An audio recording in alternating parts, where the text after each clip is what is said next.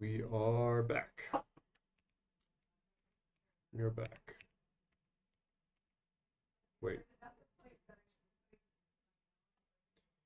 Now we're back. Okay. So we are going to do the essentially what the goal was for this the entire time, for the framing project, which is to create sizing charts. I'll explain what that is in a second.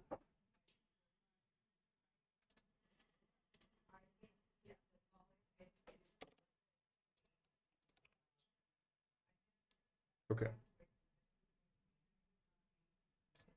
Okay. Here's what we're doing. Calculations on the right. So we solved these in Python, and now we've got a framework.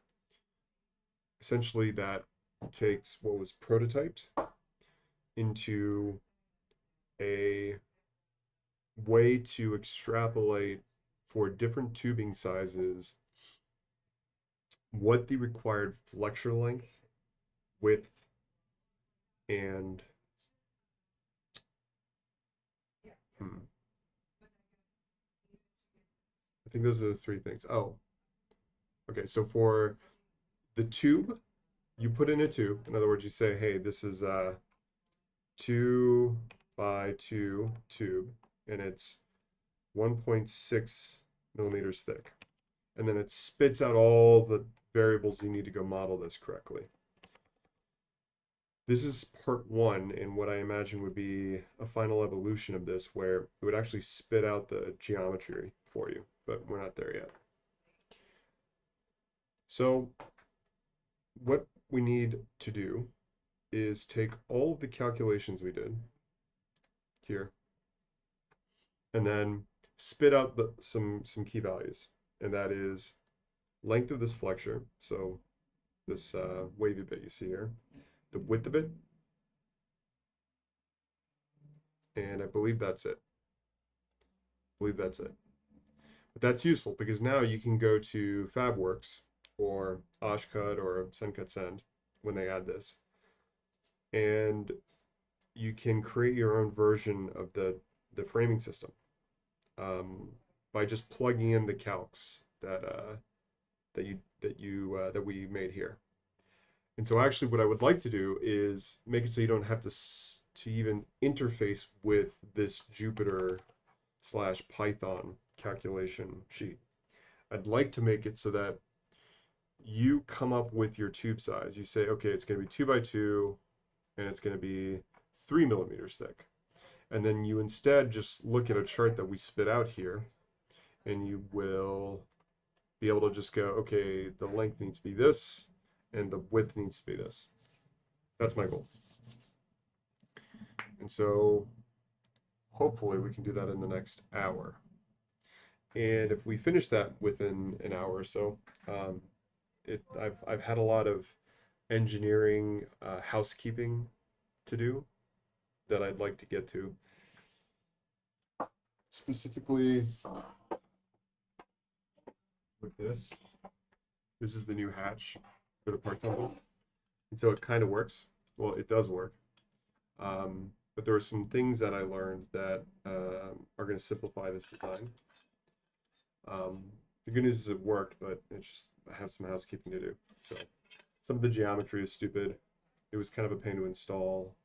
These kind of framing, I don't know what you call these ribs. I don't think they're thick enough. So anyways, there's some housekeeping I need to do as well. So if we have time for it, we'll get to that today. So okay, back to calculations. So first thing I'll do is I'll run through and explain what we did. Not just for the first time listener, but so that I can catch myself up because it's been more than 4 days since I looked at this. So, hey, look at that plot. Look at us thinking ahead. we did the strength checks, and so these are all done.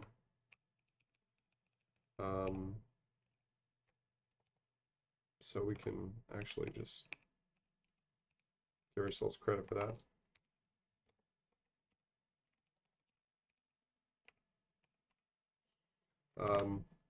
So we're going to create this plot today.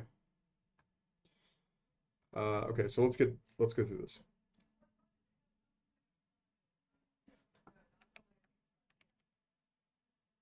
Okay.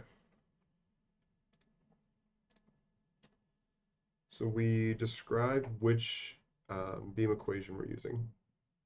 So this is the foundation for all of the flexure calculations. Yep, boilerplate, we talk about second moment of area. This might be redundant.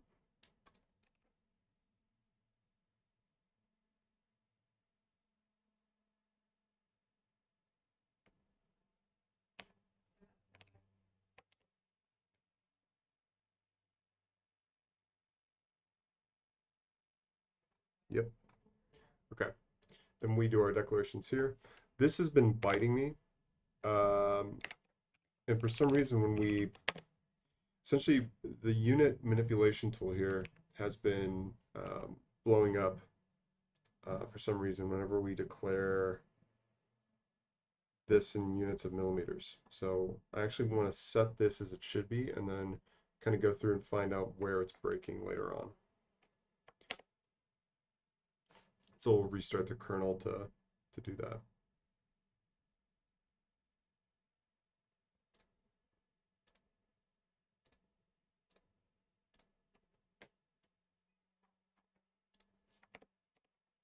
I restarted kernel, but why didn't work?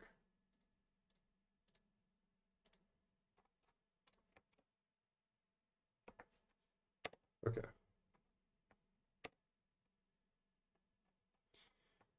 So, okay, so we declare essentially this is all of the inputs.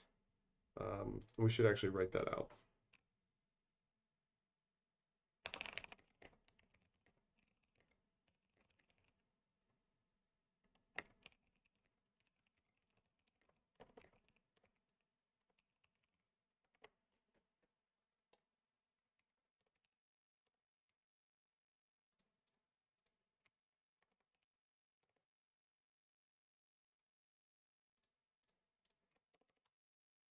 Okay.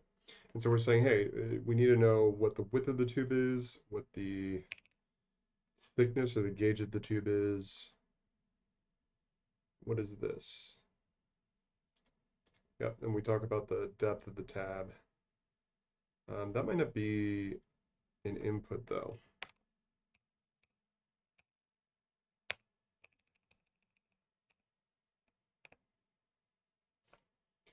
I think it goes here.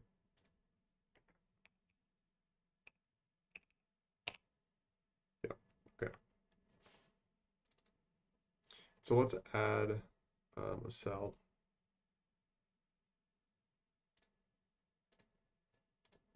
to describe what's going on with the code here. So we'll say, actually, we'll clean this up.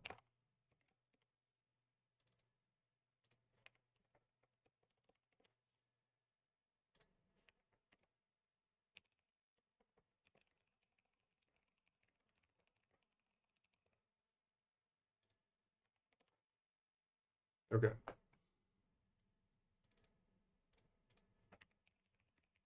I'm not a very good software engineer, so I don't know if these are actually, if declarations is the right way to say this. Okay.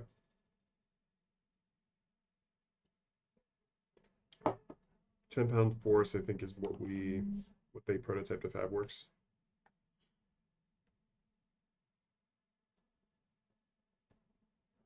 So this all checks out. So then we decide, yeah, so this still checks out. So we're saying here, what is the length of the flexure required to hit this 6.35 millimeter deflection required to actually get this tab deflected enough that you can install this locking feature. the locking hook, I'm going to call it. So we run through those numbers.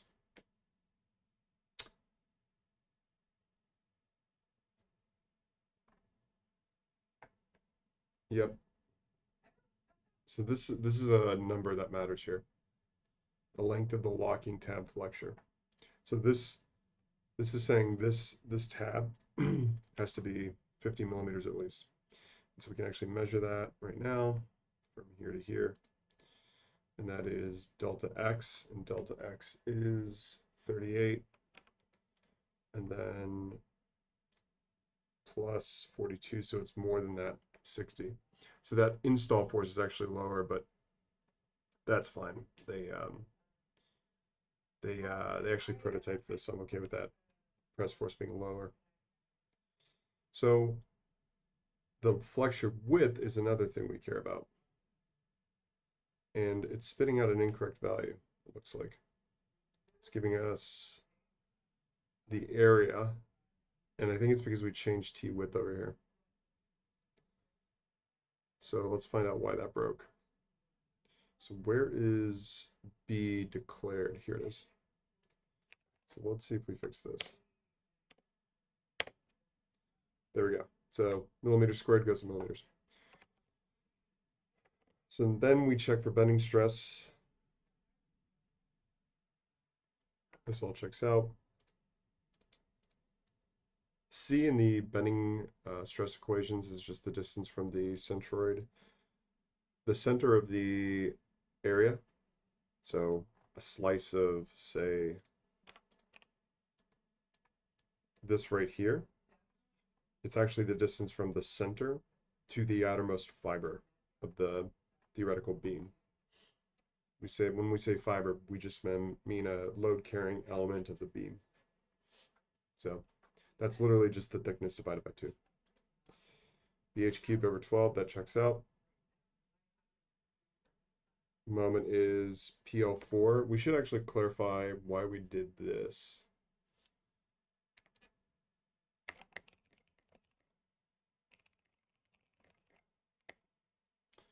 We used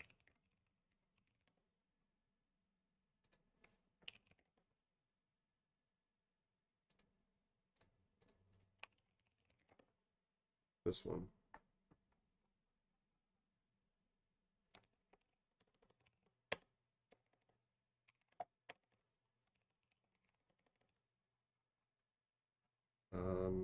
It's probably in here. We used, so this was originally PL over 8, which is actually more accurate, but we're being conservative here. We're using, let's see, fixed it. It's not fixed at both ends. It's, let's see, concentrated load at center.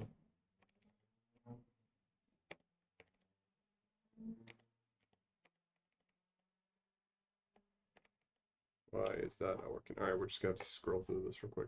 But I do want to call this out so it's less complicated. Okay. So it's simply supported concentrated load at center. We should call this out, so that's why I'm going through the effort of finding this.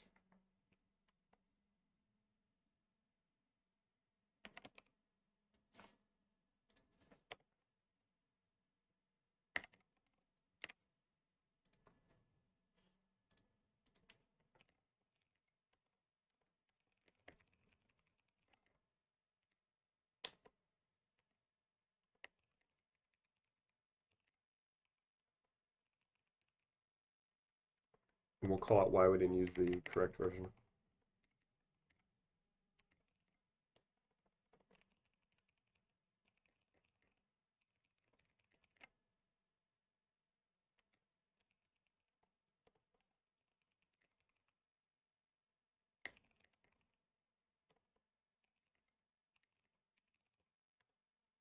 Okay.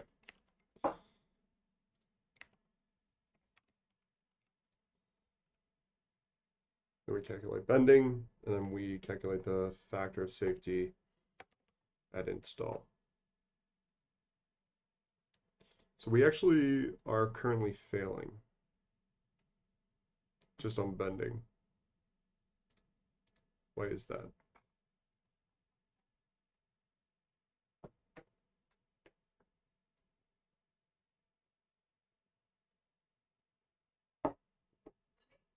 We're not even taking into account the torsional stress. So that's not good.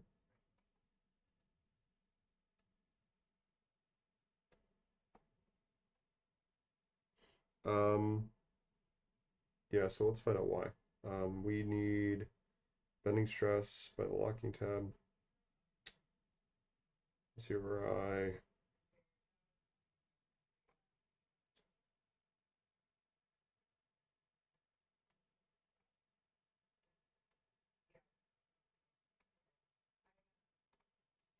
I don't know why that went away. Maybe it's because we lowered the yield stress.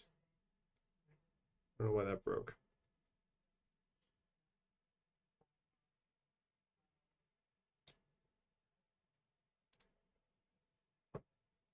So if we reduce this, it'll unbreak.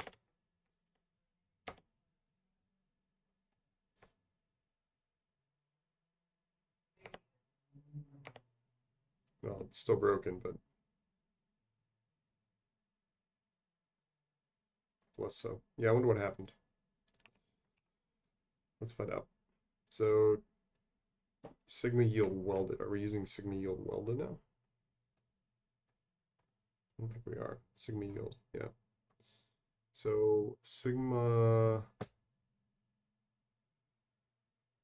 this is for 7075. It's not realistic. Actually, we should lower this.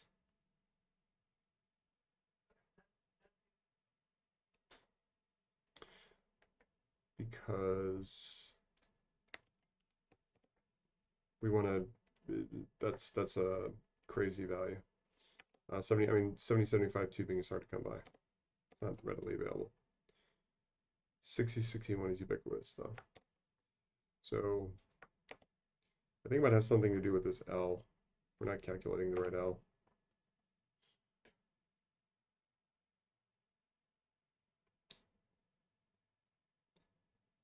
So BH cubed. So we should check out.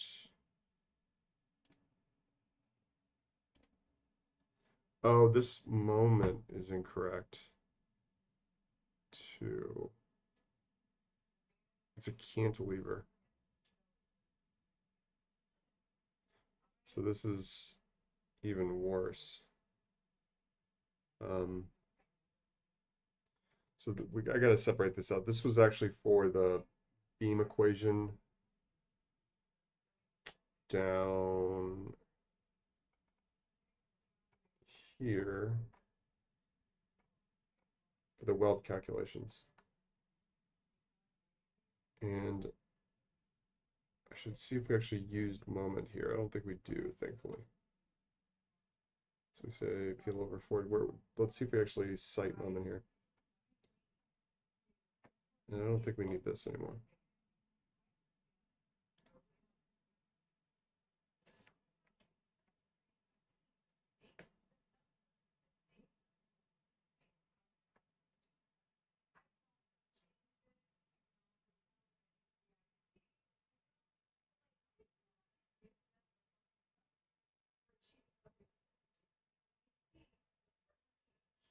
Okay.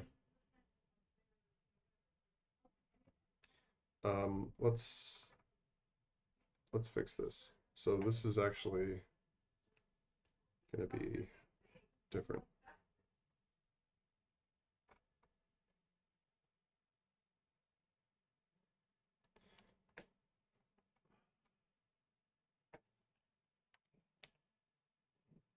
All right, this is why we're doing this. Let's just comment out this moment calculation for now.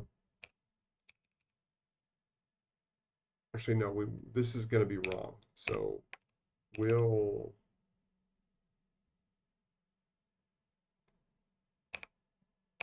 we'll just put a note here.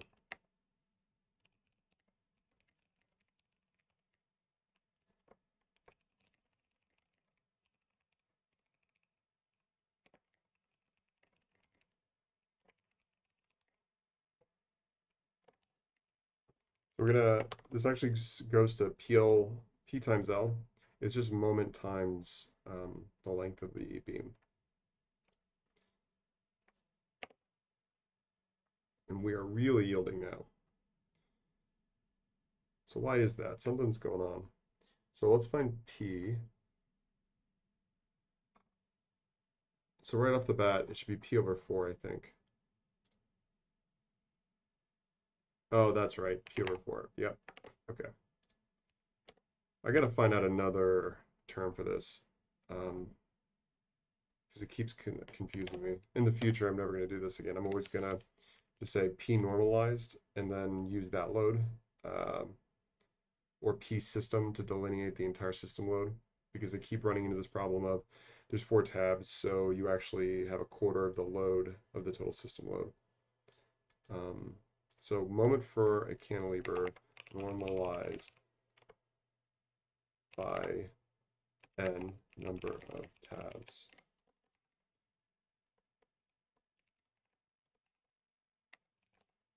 Okay, so definitely delete this now.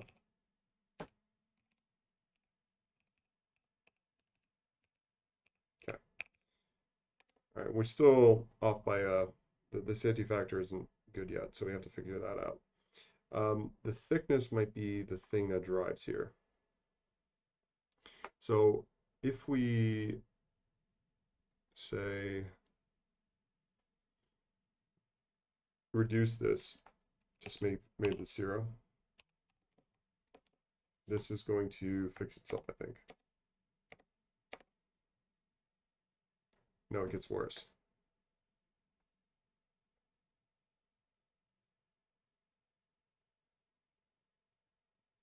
Do I have it inverted? No, I don't. So why is my bending stress going up? MC over I. So stress should go down.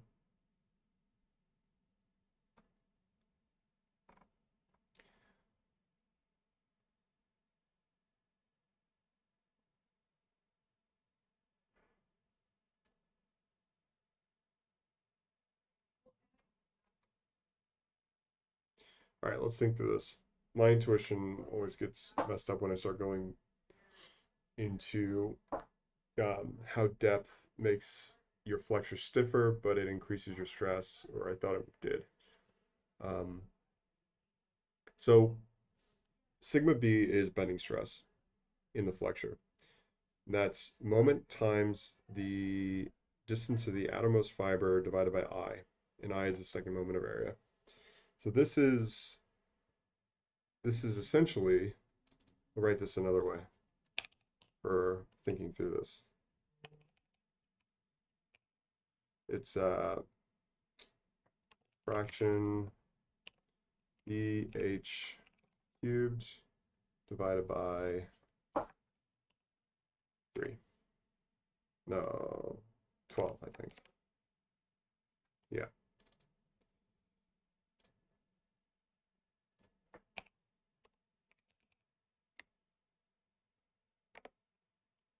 Why is my LaTeX breaking down?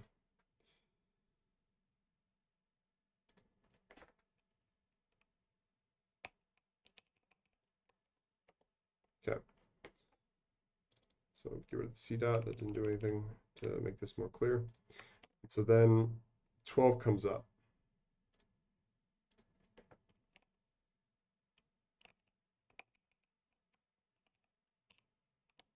So we'll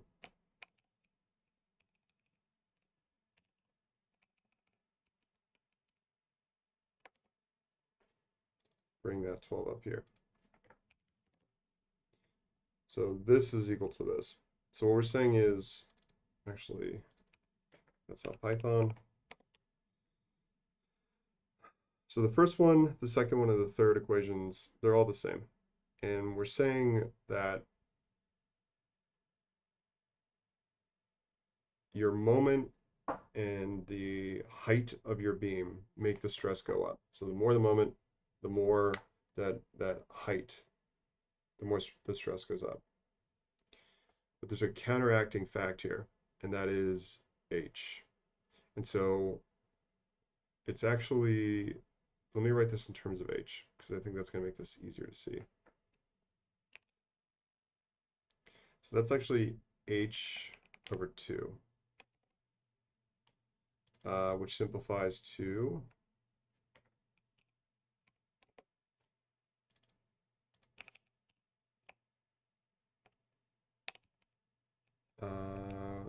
you carry the 2 down, and then this turns into 6. So this is the same.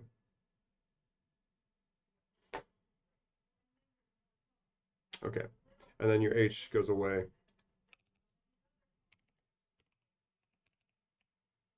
You lose one of these H's, right? Because they cancel out. So you get it divided by H squared.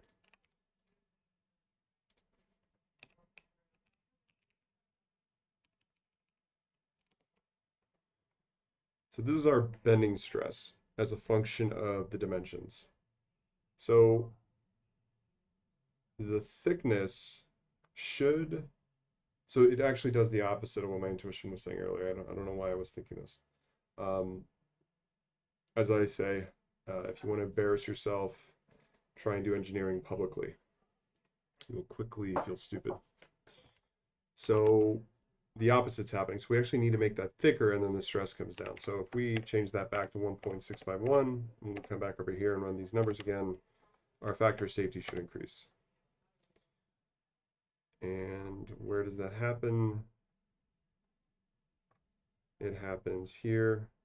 So that goes back to 0.72. So if we change this to 2, we change the thickness of the material, if I can find it.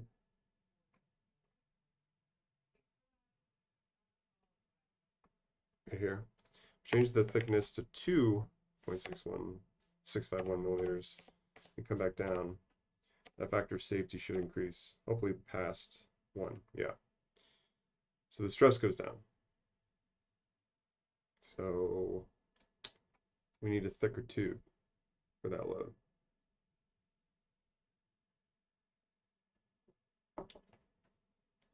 So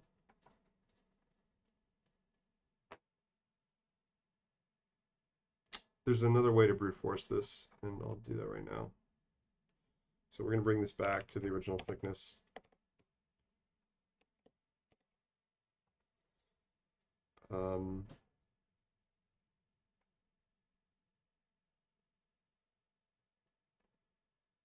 Actually, but we're wasting time here. This doesn't work right now. We don't care. The reason is because we're going for what the design values are to what it's spitting out for this length, but our length is actually longer, as we said earlier. So we're thinking about this incorrectly. What we're going to do is we're going to come back to this later, and actually we're going to specify our values based on a safety factor. So we'll get to that later. But I think this was a good exercise to understand how the thickness of your flexure, in this case the length of our locking tab feature, relates to bending stress, because the bending stress will be the governing equation here essentially. All right, so then we compute the combined loading. And we use an abstraction of the Moore circle method. Or it might not, yeah, I think, let's just call it an abstraction, but we're using we're calculating the torsional stress caused by the eccentricity of the loading off of the center of the cantilever here, and we're adding that to the cantilever.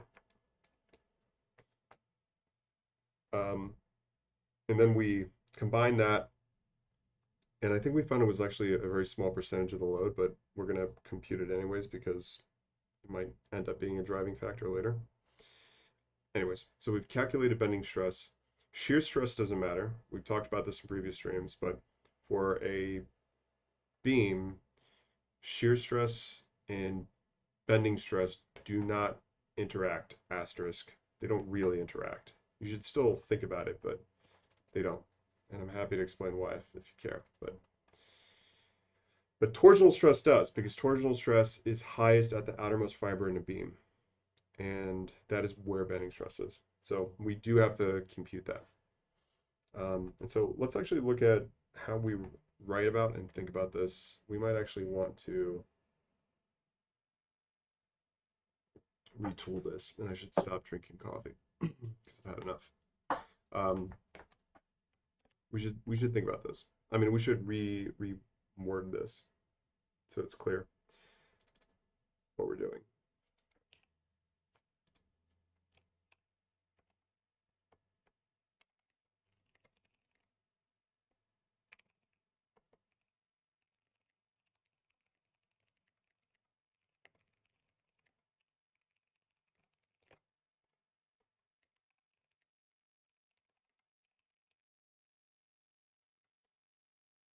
It's long.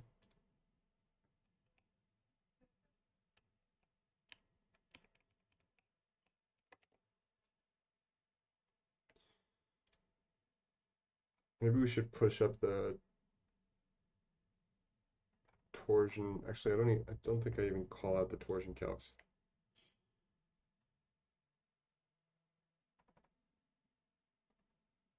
I don't.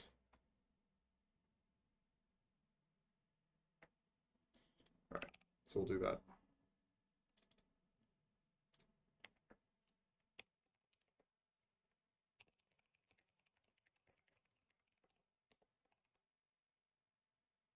It's put it down there so you can see it.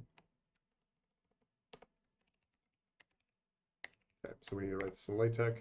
It's tau, right? Yep. It's tau. So it's TR over J.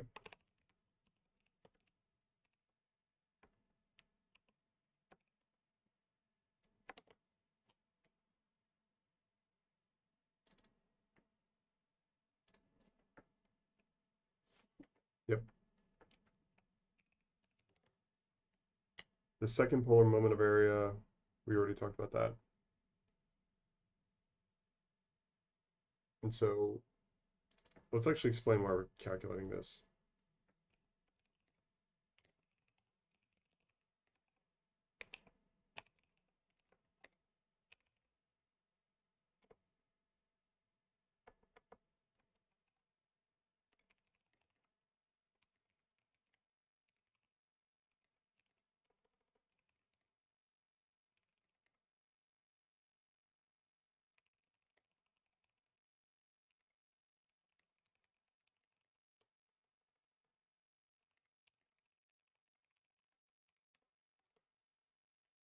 All right, so we're saying here's torsional stress for a non-uniform, or in other words, a non-circular beam shape.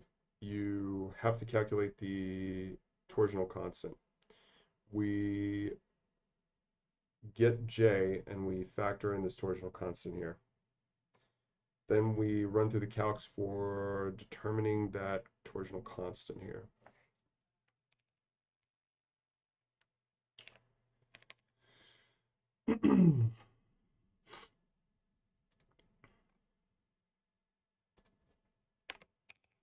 Delete the boilerplate stuff.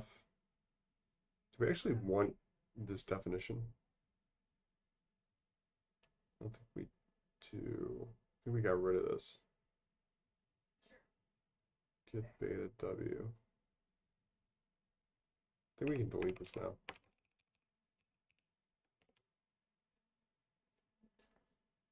Yeah. Because numpy, which we've declared as NP, has an interrupt command which just goes and finds values in between the key values here. And we come up with our math for all of this, and then we solve for that. And then we get our tau max, which is the maximum shear stress. And we print that out. Oh, actually, I don't know what E was. What was E? Oh, this is when we were doing some digging around why this was coming out incorrect. Good thing we found that. So this is actually an error. We should delete that. And that is fixed. Great. Curious though, did our stress calculation work out? Thanks, man. I don't have a choice. I have to do it by hand because Corca doesn't have a valuation yet. But once it does, I will not have to do this by hand anymore. And I can uninstall Python and I can write the nasty letter to the creator of IPython I've always wanted to write. But I'll never send it. You should never send a nasty letter. Yeah, this would be way faster if I could just write this by hand and just have real-time calcs. No, I don't use Fusion. I use Shaper 3D. It's the real deal. They implemented parametric modeling, so I can use parametric modeling or direct modeling in real time. It's great.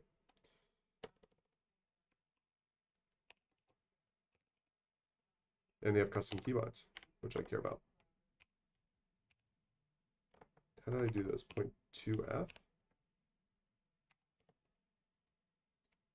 Oh, and it runs on Mac. I think technically Fusion 360 runs on Mac, but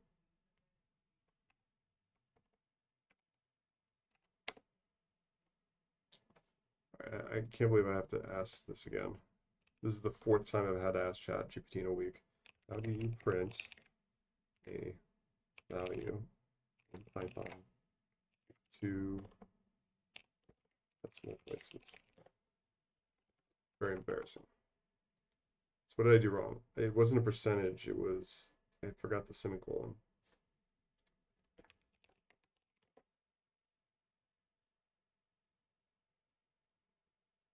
This is so complicated. So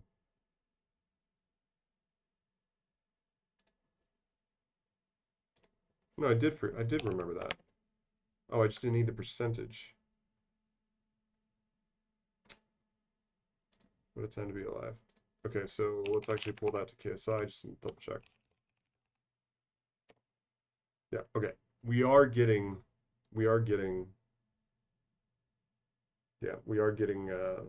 decent. Okay. By the way, you can actually see what percentage of the load this is, by the way. 0.46 relative to, what was it, 40 KSI up there? Where did all my calcs go? Did they all delete? Man, this is very frustrating. Did I just insta-gib my calculations? No, they're there. Okay.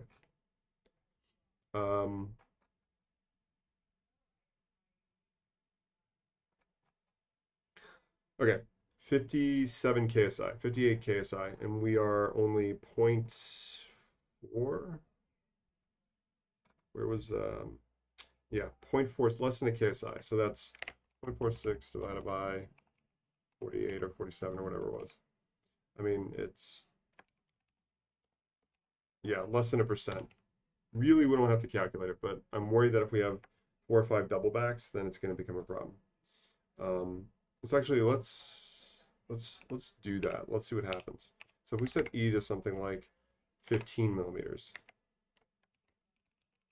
what happens? 2 KSI. So that starts to become a contributing factor. And really, if you were to double that, it's actually linearly related, I think. It is linearly related. So if for 30 millimeters, this would actually be 3.2-ish.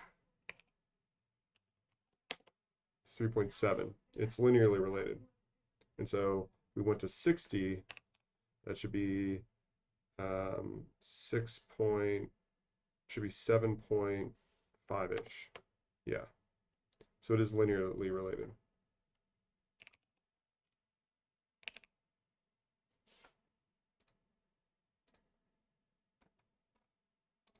And I just deleted all my calcs.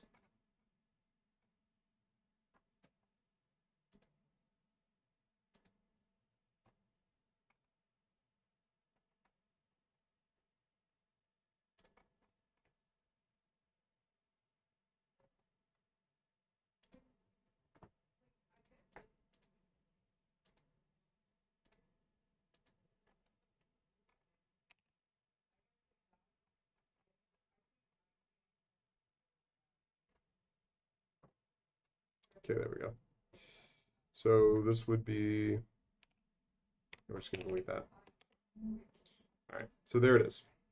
And so then we combine stress. We say, hey, we're gonna have sigma bending, and we're gonna have torsion acting in unison. So let's find out what that is. And so this is the simplification of the von Mises equation, which we can apply for torsion.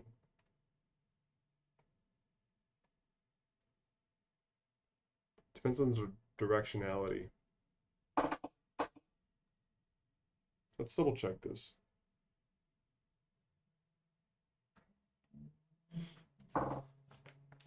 And I still can't, really would just look at my machine design book, but I might actually reach out to, or might reach out to some machine design book folks and see if they'll actually let me, if they'll give me access to a PDF that they don't mind me putting on stream. Because I have the printed and PDF versions, but I don't know if I'm allowed to share them. Like me actually streaming with them, which is a weird, it's just an old-timey licensing thing. I can show them for 6 seconds, apparently. Combined stress, torsion, and normal. It's actually shear normal. Torsion is shear. So we already looked at this. It depends on the directionality. I think you actually get, I mean, I know the answer to this. It's a, but I want to derive it. This might be an example talking about exactly what we're trying to do here.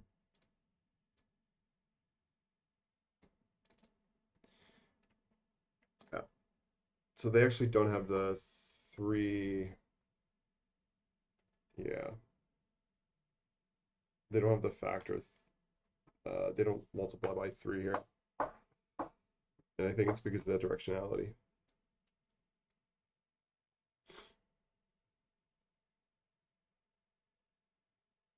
So it's in plane.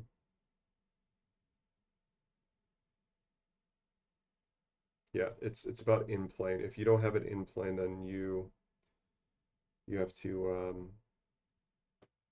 yeah. So do they actually call out?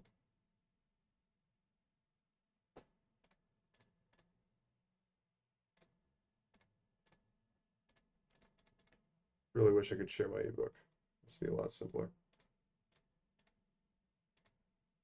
I feel like every step of being a mechanical engineer in terms of interacting with a computer is purposely painful.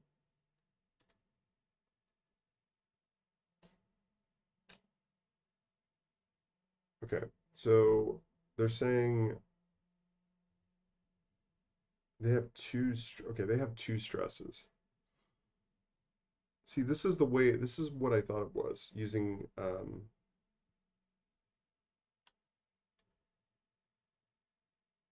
the non, what's it called? Von Mises yield criterion. Or is it Tresca theory? I always get this wrong. So we might get rid of that constant of 3. But I want to know where it comes from.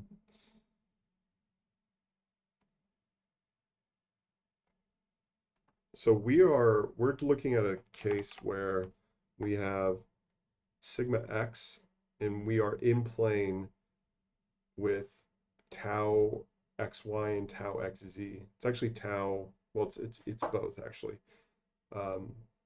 So that we want that representation. We want quote unquote in plane. If it were, I mean, technically sub tau yx also is happening here too. But Actually, is it? Because it's torsion. No, it has to. Yeah, it has to. Okay. So let's see where they derive their solution. Nope, just a fancy diagram.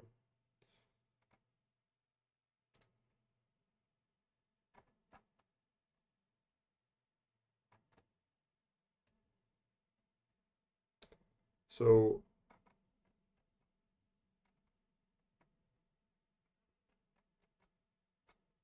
we're looking for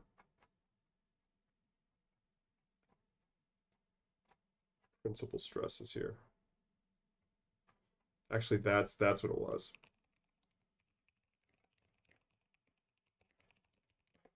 Now I remember. We were talking about von Mises versus principal stresses.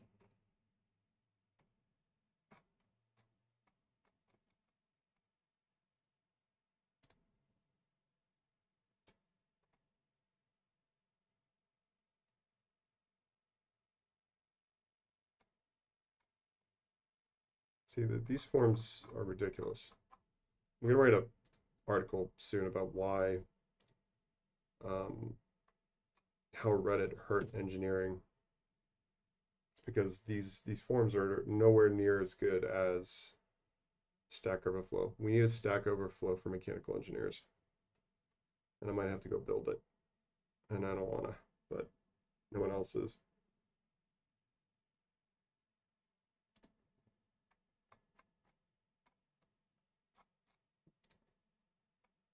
Wish I could pull up my mixed solids book.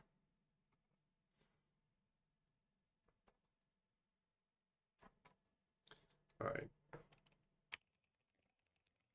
Let's see if the Wikipedia is any use.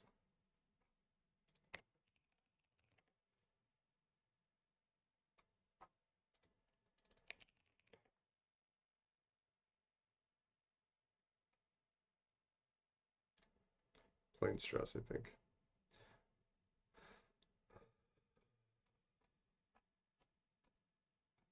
Here we go. Recognize these equations. So you find the angle, and then you get your principal stresses. So in our case, it's at 45 degrees, I believe.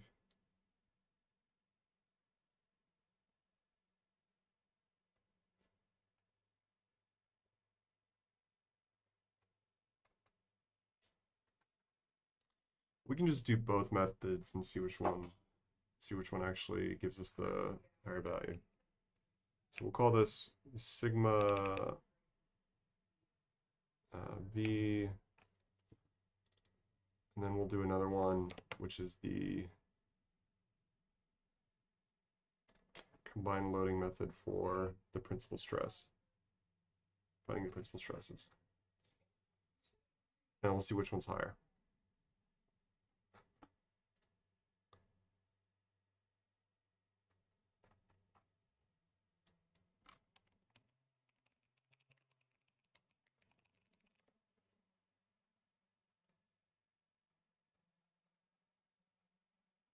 Lots of advertisements. Principles behind. Yeah. So this is the term we're looking for.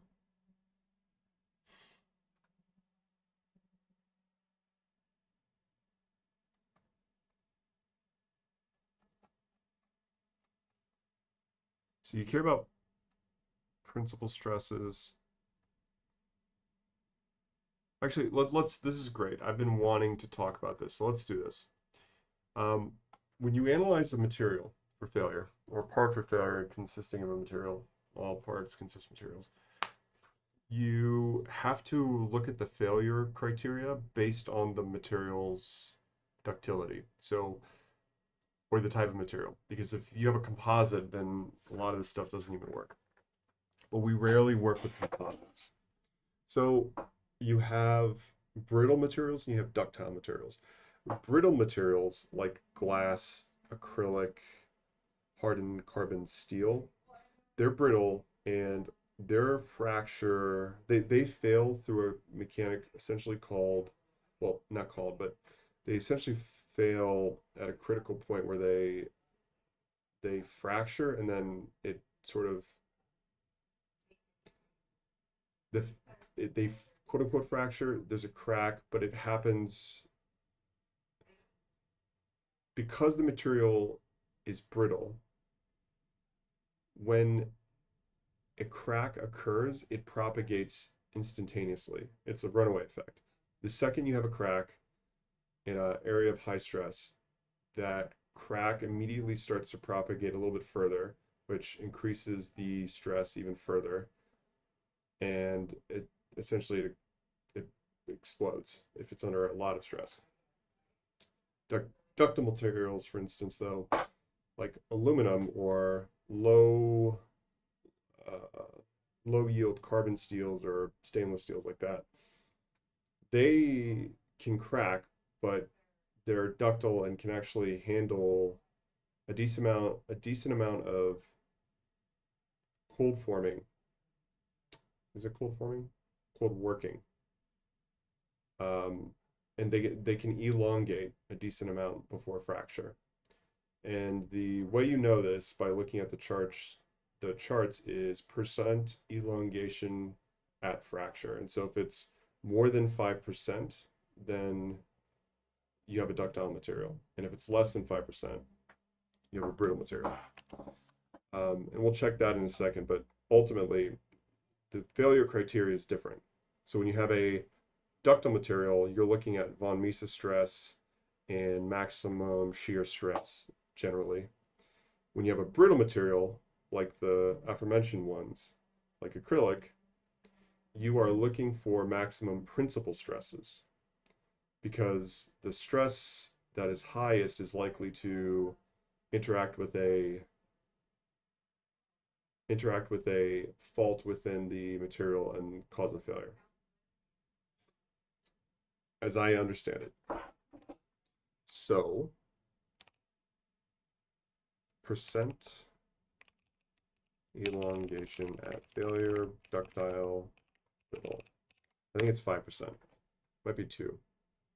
Material is generally considered ductile if its percent elongation at failure is above 5%. Yes, that's right. Yeah, you can see this. This is the necking region in a ductile material. So aluminum will neck before it breaks. Whereas if you take a super hardened steel shaft and pull on it, it'll just like that, which is spooky. And that is why you should never, ever, ever press an inner bearing ring into an outer bearing ring with ball bearings in the middle. As a matter of fact, never touch a press with a bearing because you don't know how hardened the material is and it might just explode. Don't press anything that's hardened without a shield in the middle between you and the thing you're pressing. Okay, so let's go through this. Principal stress and von Mises stress. They may seem like opposite sides, but they're distinct. Yeah, and we talked about the theories. You're looking at maximum shear in one, and you're looking at maximum principal in the other.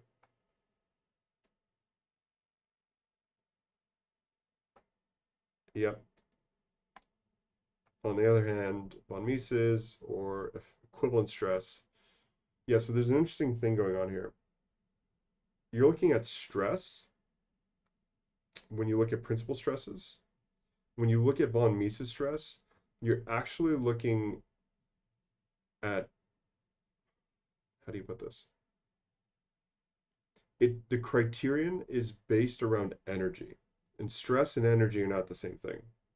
And so what von Mises did was he realized, well, actually, if you look at the energy within the volume at failure, that's a predictor of failure.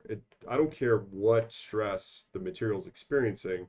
What I care about is how much energy has actually been put into the material. And it's actually more complicated than that because there's hydrostatic stress and there's, I forget what the other term is, but it's stress that isn't hydrostatic. In other words, it's a stress that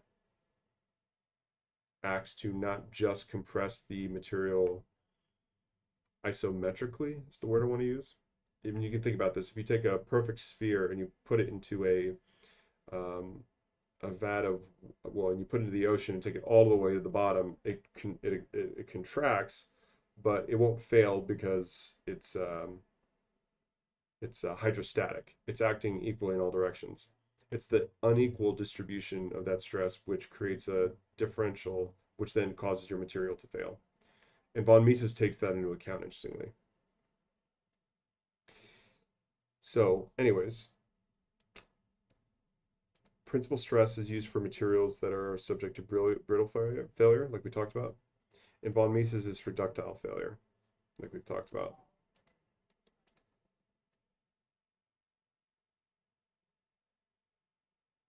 For a three-dimensional system of stresses, yep, we get this equation. And this is how we derived this equation. We actually simplified to this. Now, what I'm questioning is it 3 tau or is it uh, bending stress over 2? We have to pick here.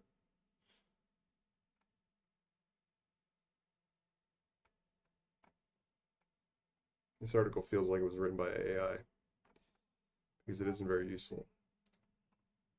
It isn't very useful. So what a waste of time that article was. All right, we're going to use the von Mises criterion for now. We should clarify though that yeah, we should clarify that this is for ductile materials only. But I think in general, tubing is ductile. I don't think you can get. It's not very common to have. Not very common to have hardened steel framing or tubing, as far as I understand. So let me put that note.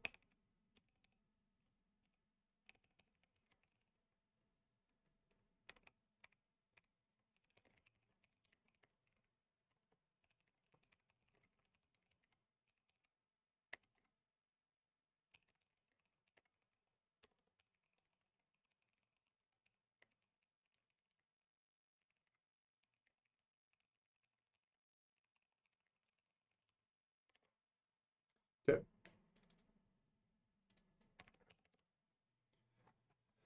All right. Let's combine our stresses and move on. And I will go pick up a book later and figure out how we combine this in the non-von Mises method. I did this last year for a weld calculation I had to do.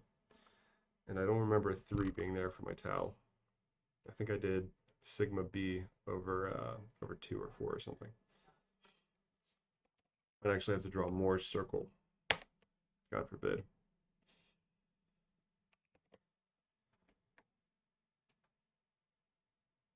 So then we get our equivalent stress. Yeah. Which is high. We do our weld calcs. So the weld calcs aren't relevant. These were just for comparing. This is just for comparing the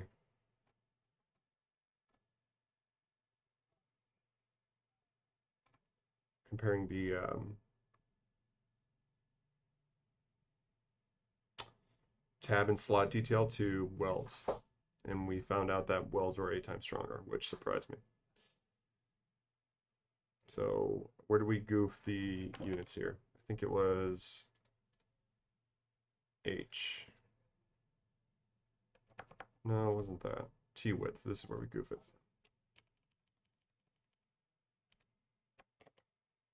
Still goofed. What's going on here? T width. Where's my T width? Right here. And that does have UREG millimeters. So it does have the right length units accounted for. But why are you breaking?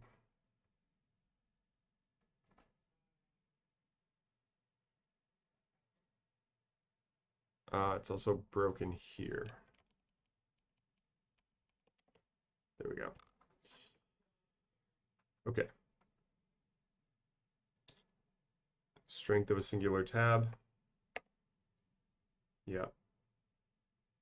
So interestingly, the tabs were stronger than the welds, but they're closer together, so they're when they're decoupling moment, they're actually less effective than the welds because the welds have a greater distance apart.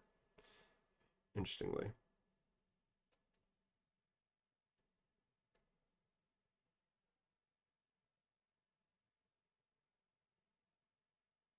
Did we just dump that number in without normalizing that? Sigma yield. I think we did. That's fine. We're not. This isn't the purpose of today. Okay. So, all right. So now we got this all figured out. We're going to leave weld calcs. Oh, I love that it does that. That's actually phenomenal. Wow. All right. We're going to minimize that. We're not working on that. All right. So we're going to work back now, and we're going to generate our charts. And so we're going to generate charts that tell the user what values they need for these um, for this geometry based on the inputs. So we're going to do that now. And we're going to work backwards and kind of retool all this. Actually, we won't retool it. Well, we won't change it. We'll retool it. How about that?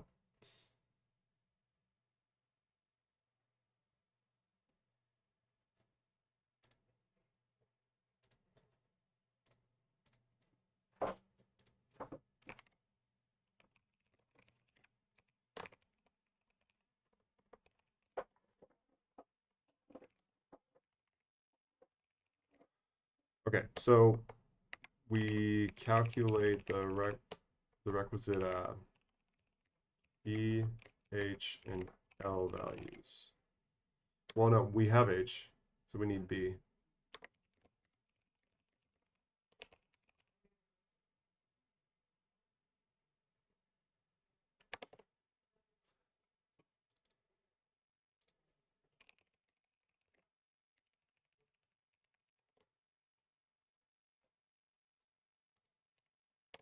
So how would we do that?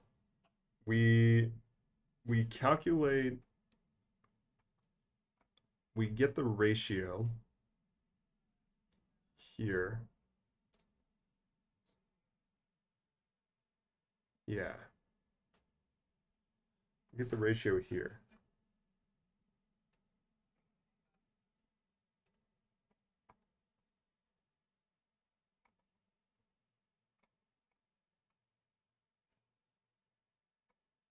So we get B, we get H. So then we need L. And so we need to plot L over distance. Like, what does this chart actually look like? That's really what I'm getting at. I have to organize all this at some point. So we're gonna have a chart, and it's gonna have. I have to use the straight line tool finally, and it's gonna have an X and Y axis. And on the y-axis, we're going to have something, and on the x-axis, we're going to have something. What is it? What are we trying to chart here?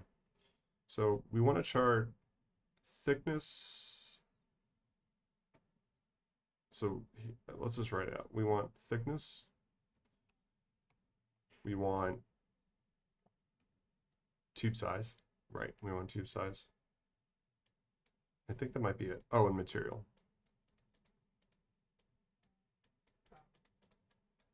So you get to go and choose, well, I want this tube, essentially, and we will spit out, okay, well, then you're going to need, yeah, then you're going to need um, this length. And so that's going to spit out these values. Length, actually, we won't do B and H. H is already T. B will already be determined by the user. So really, you're just getting length. You're just getting length. So now that kind of makes sense. So we're saying length of the flexure, and maybe we plot that against tube size. I guess we'll have multiple values here. Yeah, so we'll have multiple values. So we'll have length here, then we'll have size, and then thickness. Because you can have a 3-inch tube that that is really thin gauge, or a thin tube, which is, I mean, a small tube, which is really thick gauge, and they're actually going to chart pretty closely together on what this flexure needs to be in terms of length. So what will we get out? We'll get a point cloud that does something. We'll be able to draw a line through it, I think. And it'll tell you, well, actually, you can actually only make this tube work from here to here. And the reason for that is because you actually have a fixed amount of length that you can actually fit. You can't have 15 snake backs here. You can only get maybe 2 or 3 or 4, maybe. Who knows? We'll have to go find out in the geometry when we model this. But we will get a cutoff here, which is useful. So the idea is you say, okay, I want a 3-inch by 3-inch tube that's 1/8 wall. And you come here and you look at the chart and it says, hey, this is a 3 by 3. Actually, we'll do 1, 2, 3, 4, 5, 6, 7, 8. And this is in inches the width of the tube. We're only going to do rectangular for now. And then you'll have thickness. And so that will be, will thickness matter? Actually, how do you relate thickness and size too?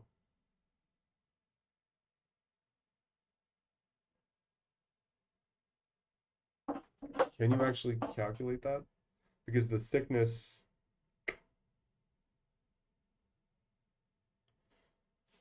what I'm getting at is, if you increase the size of the tube, you have more room for length of the flexure. If you increase the thickness, you'll use that room.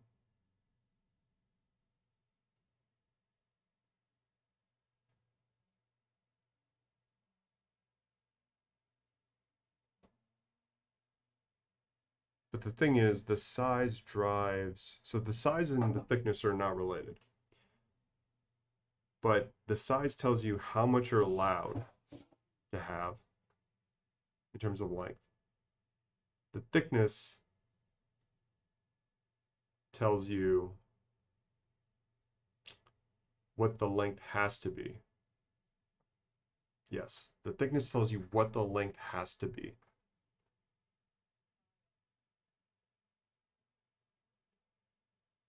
Okay, so do we actually even need size here?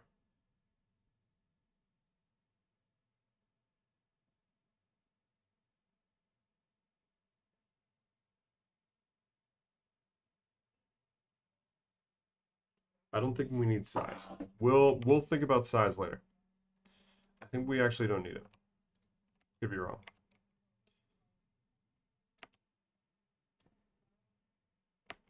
We only care about thickness. Okay, so you chart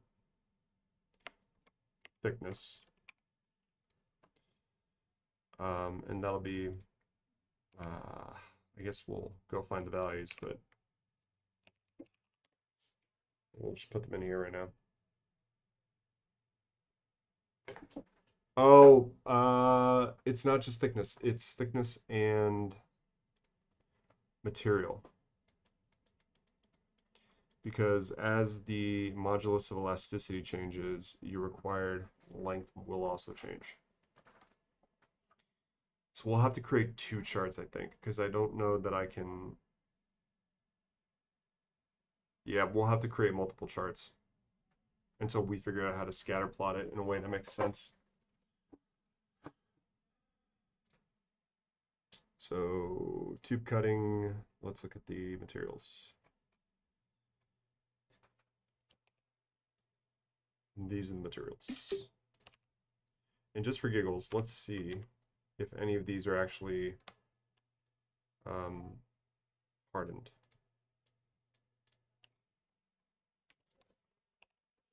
So 304 to be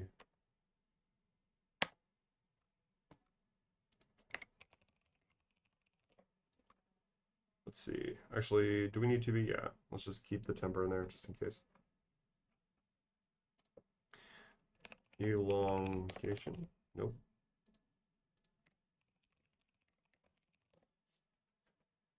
Technically it's 304. Wow. So that is a very ductile material. Thanks, Matt Webb. Okay. So 50% elongation is definitely more than 5 by literally an order of magnitude.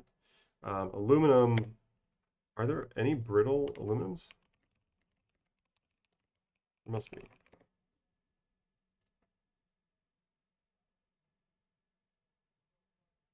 But brittleness, they're saying under certain conditions, but that's like if it's a negative 50 degrees C or something crazy.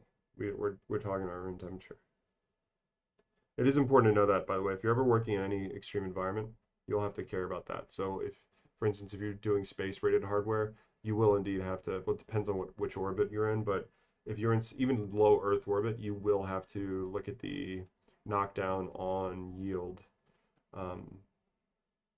Yeah, you have to look at the knockdown on yield because in really cold temperatures like negative, I don't know, 20 C.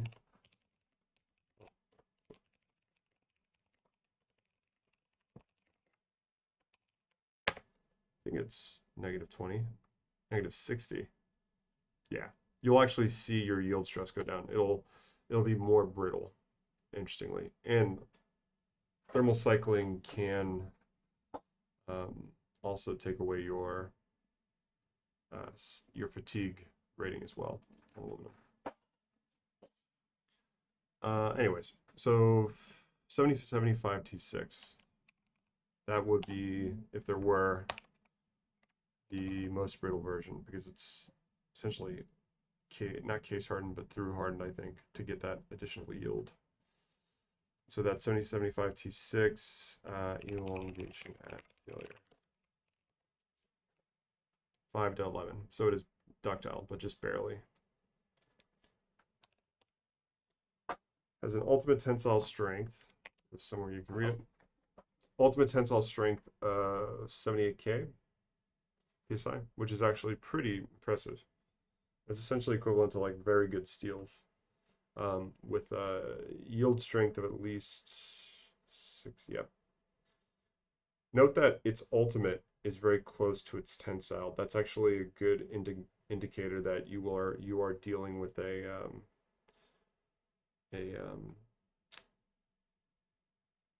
brittle material. And to prove that, let's actually go look at 1552. Is it in this? No. Let's search. So I know 5052 is ductile. 7 to 27%, but let's look at the ultimate versus yield. Yeah, look at that. Your yield is way further away from your ultimate. And that's to say, when you start to yield, you'll actually elongate a ton before you break. Versus in 7075, you're yielding at 69, and you elongate a tiny bit, and then you break, which is only at 74. So there's only a 5K psi or 5 ksi delta between yielding and failure. So that it's unofficial. I personally use this to just kind of gut check if the material I'm dealing with is brittle or not. But it's not an official thing as far as I understand it. It's still defined by elongation and failure, which is roughly the same value when you really think about it. Now that I'm saying it out loud, but actually, no, that's not true. Elongation is total deflection over the stress strain curve.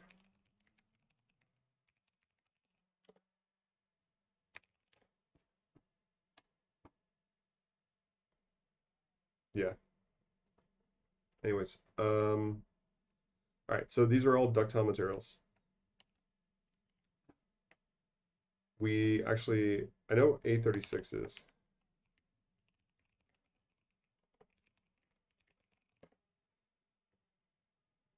20 to 30, yeah. And then 1008, I actually am not familiar with. It's like some ANSI crapware. Yeah, AISI. Word of advice, avoid AISI when you can. 1018 is incredibly available. It's you'll see it at Proto Labs all the time, but avoid it if you are ever doing a stress calculation. Avoid it. There's a long reason for this, but essentially it's about certification. I'll leave it there.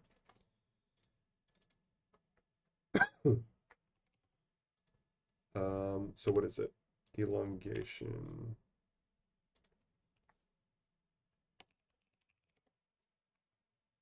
Yeah, 30%. We're good. All right. So you input your material thickness, and then we look at what the Young's modulus is, and then we spit out a curve. And then you can look at, okay, well, what L do I need for that? That seems useful. That seems useful. Let's be useful. Let's be useful. See, I'm allowed to complain because I do useful things. You gotta do useful things. Then you can complain.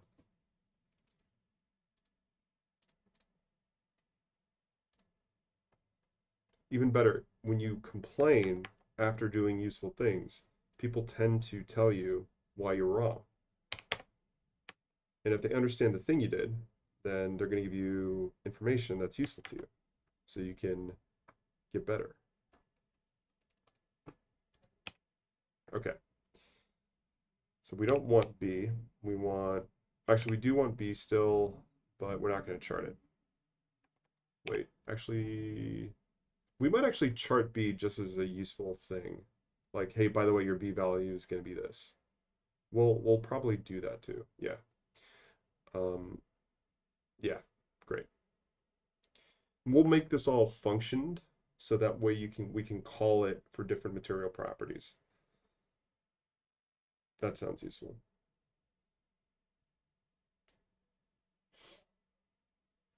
Yeah, we'll do that. And I'm reaching for my coffee, but still not allowed to have it because it's getting late. Okay. Um, do my quick banning of spam on Twitch. Okay. Let's make some charts. Let's make some charts. So, how are we going to do this? So we get,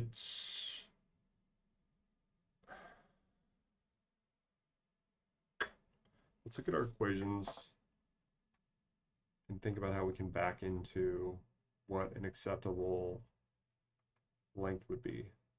Because um, the thing is to, we might get values like we did before that. We might get values that might work for length, but then fail the stress check.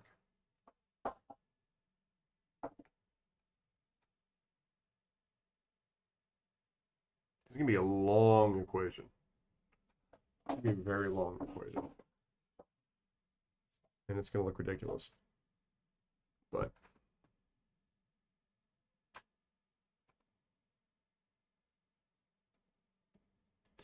how do we do it? So we get our L, we get our P.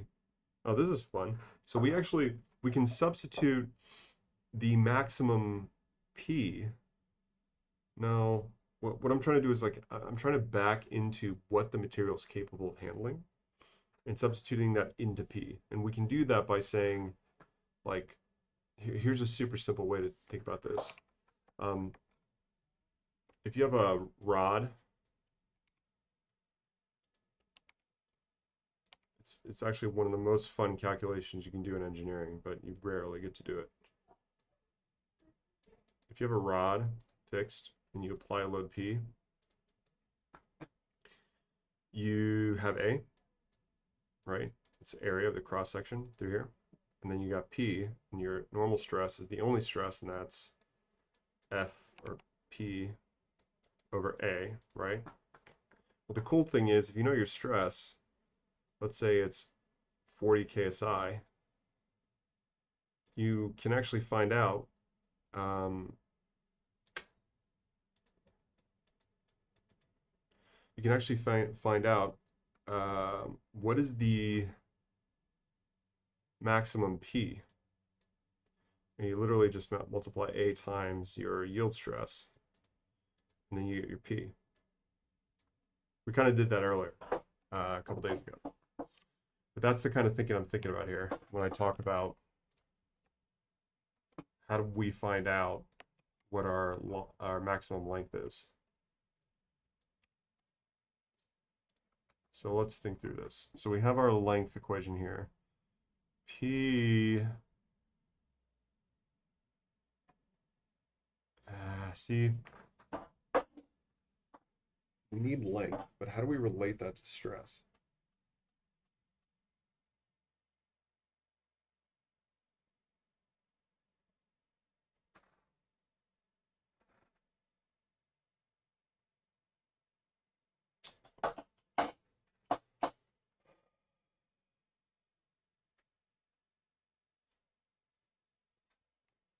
Let's just circle through our calcs.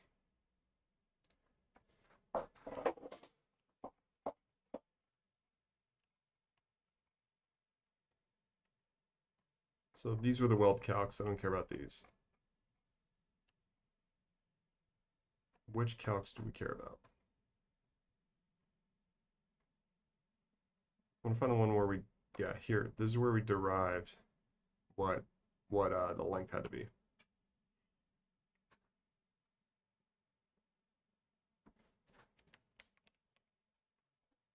Okay.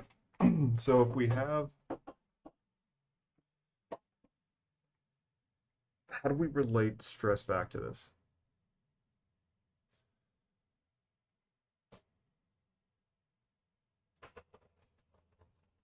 Don't know. We know this. So we know delta with the deflection distances. We have E, we have B, we have H. We do have P, right? We said, okay, it needs to be able to do 10 pounds. And then we get a length, but then that length could be something that still exceeds the yield stress. That's the problem.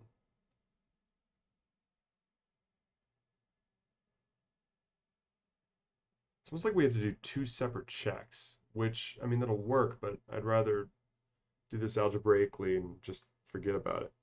Is there a way to do this? I feel like every time I've solved this problem, I've had to do it. I haven't done it algebraically.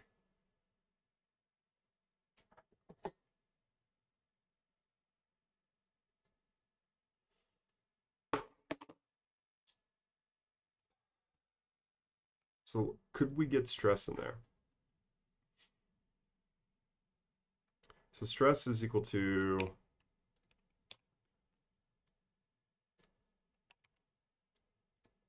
it depends on the loading case, but in this case we'll say force over area. So if we change P to times A is equal to F, or in this case P, we could just say, well, we know what our maximum stress is. We know what A is. So this is the maximum P.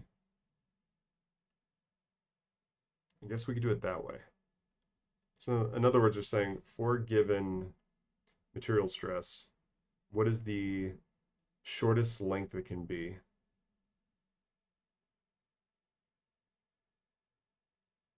Well, does that work though? I guess we're calculating L here. So P, as the load goes up, funnily enough, the length goes down. Yeah, that makes sense. Stubbier beam. Wait, does that make sense? So stubbier beam. So if your P,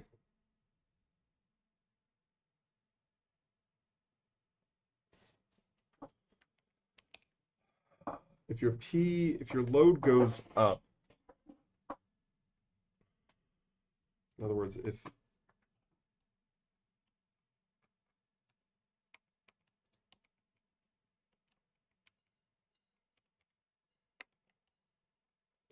we're looking at this right now. So if P goes up, your length goes down, right? And if your deflection, and then that makes sense because for a stubbier beam, your load, oh, I'm sorry, for a lower load, if you want a higher load, a stubbier beam is going to get you that. A shorter beam is going to get you that. Now, if your deflection goes up, your length also goes up. That makes sense. These are all fixed. You can't really change those. We can't really change this either. We can only really talk about this. I wonder if we can just plug this in and see what happens. But it's not. But the problem is we have this combined loading case. So how does that work? Because we have this long-winded solution to the stress problem. I guess we plug this value in. But this is derived from 5 other things. So you get bending and tau max. Tau max is its own thing. And that tau is actually independent of the length, I think. So that one's fine. But sigma bending does depend on the length, and we're calculating the length. So how does that work? What I'm trying to do is avoid brute forcing this, where we just cycle through and then find a solution. I want to see if we can do this algebraically.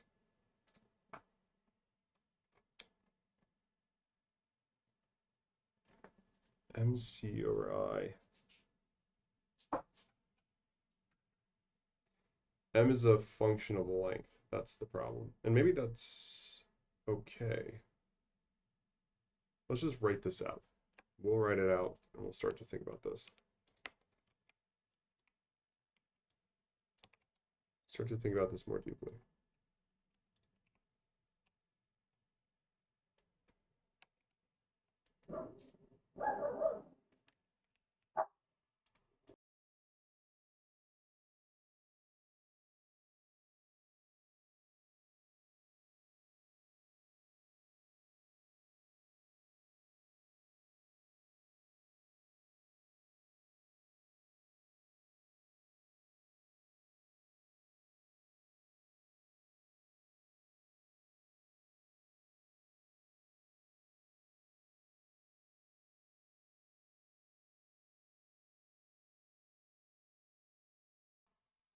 Okay, so I took away the cube root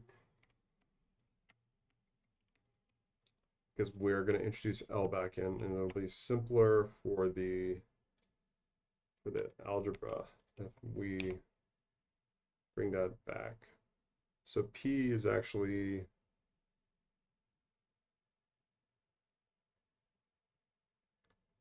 no, it's still P, but we want to write in terms of other equations. So let's just go back and look at this.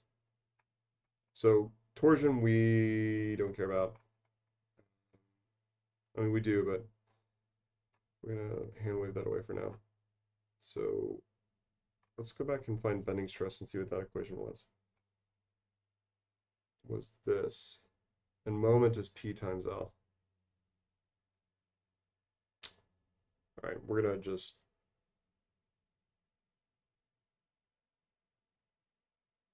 okay. So we have this. This is the equation we actually want. 6m bh squared.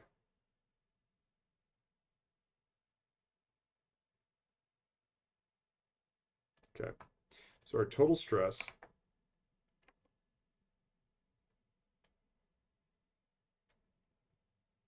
was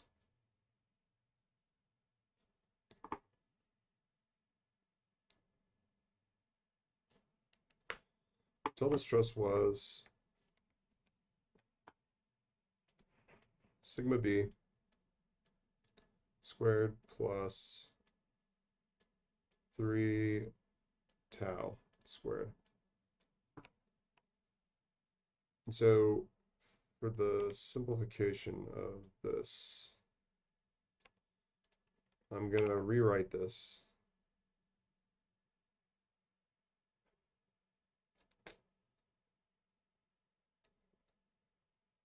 Let's rewrite this. So we get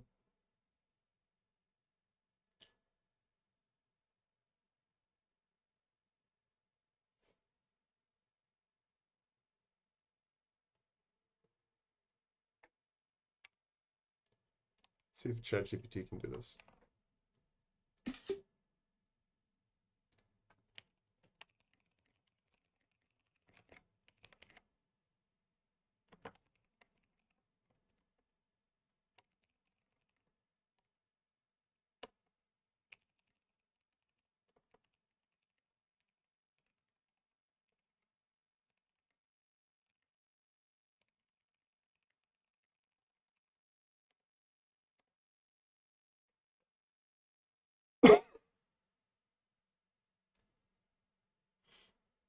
Yeah, factor it out.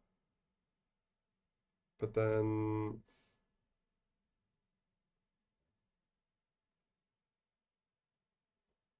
does that work? Yeah, that doesn't, it's still, the term's still in there.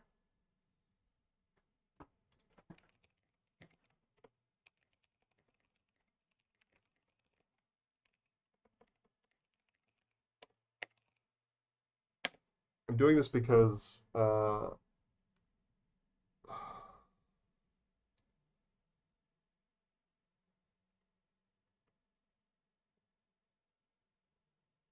man. I know that this isn't true. You can do this. You factor it, right?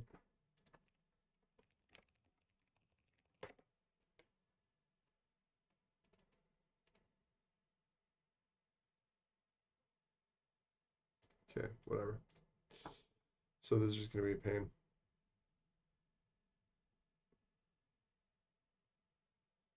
Anyway, so what this does is if you factor this,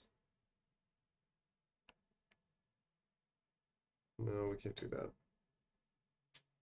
All right, I think we might just have to brute force this. Let's see. Let's write this out in its constituent terms and see what happens. Maybe something magical happens here. Delete all this.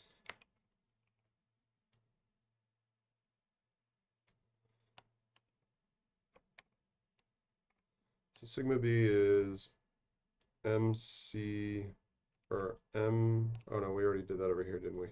It's this one right here. 6mbh squared. 6m bh squared. And actually, m is pl. Aha, there's the L term.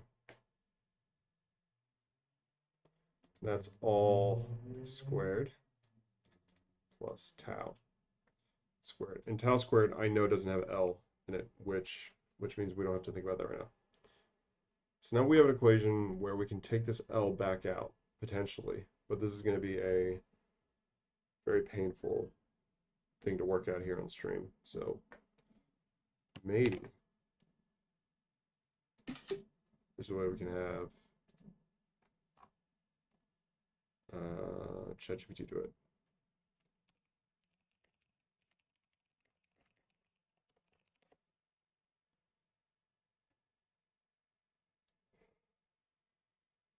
Let's see if it's right.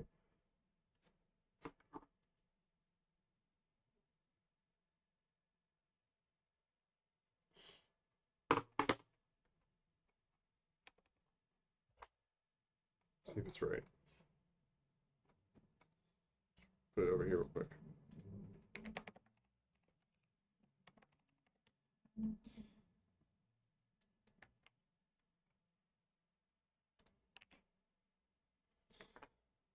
L cubed.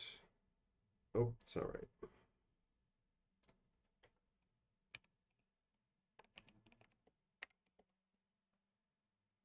Okay, delta E BH cubed over square root of 6PL over BH key squared, all squared, plus 3 tau. Actually, I forgot 3 here. Yeah. We'll put that in here too. Okay, now let's feed this to Wolfram.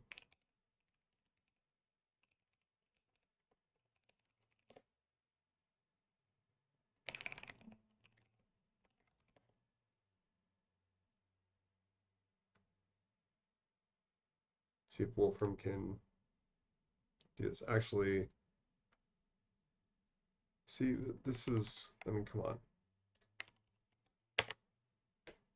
Wolfram reads LaTeX, right?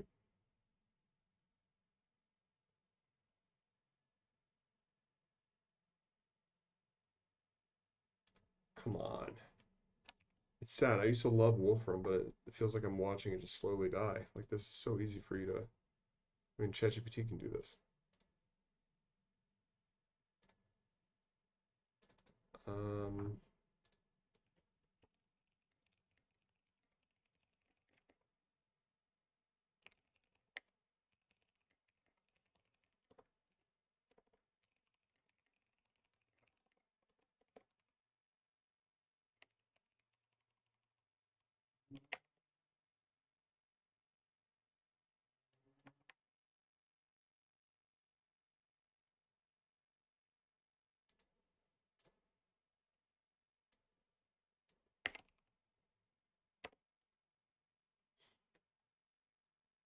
there we go. See? This is why we didn't do this on stream. That looks awfully painful. If it's even feasible. Did it pull out L? They should show this to engineers before they start their degree and ask them, is this what you really wanted? Whoever told you that engineering was just drawing cars that look cool? They were lying. This is the job. Did it actually solve it, or did it just give me these like crazy?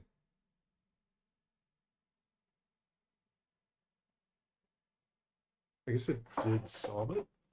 I mean, it's crazy if that's the solution. Usually, if I see something like this, I immediately assume it's nonsense and that it's not real. But could be.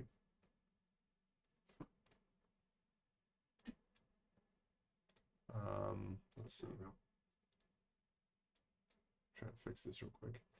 Okay. So is L actually in here? Did this actually give it a solution?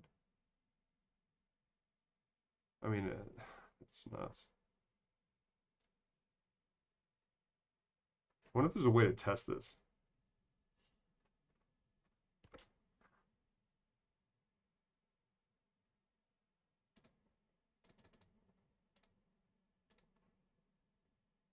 This is crazy. I've never done anything like this before.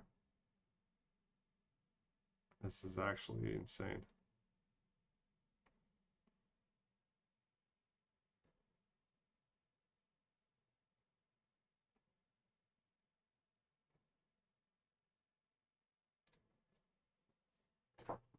Can Python understand this?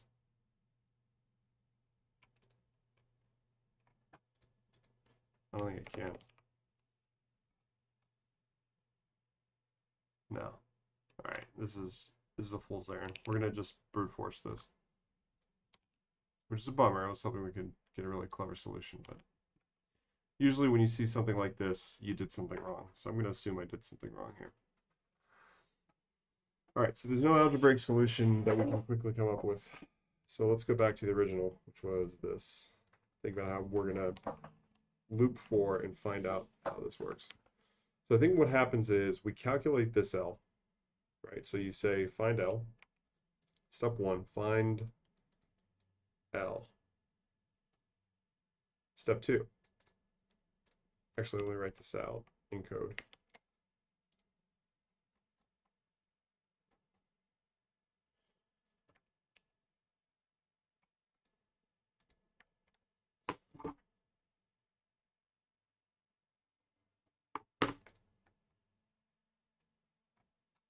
Step one.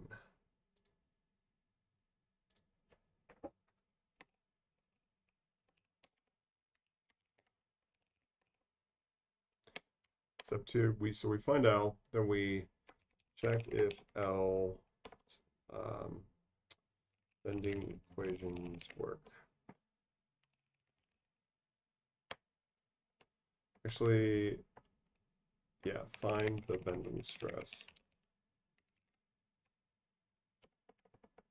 Find the bending stress, combine with torsional.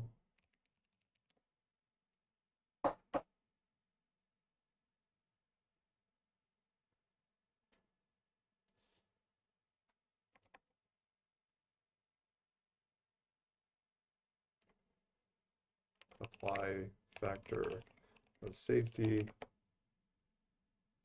and then you get an if statement. If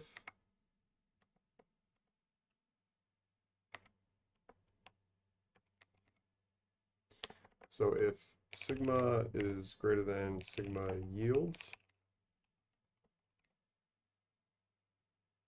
increase the length.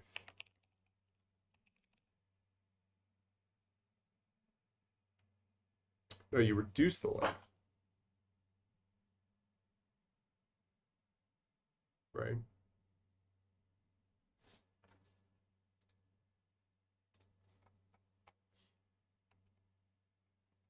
So this was our bending stress right here.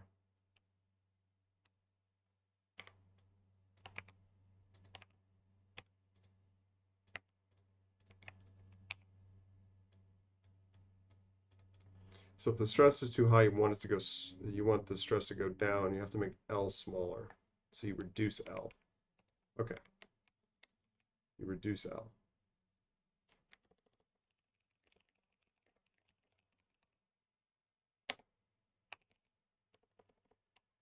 Else return like, yeah. Then you plot. Okay. So this is what we're trying to do here.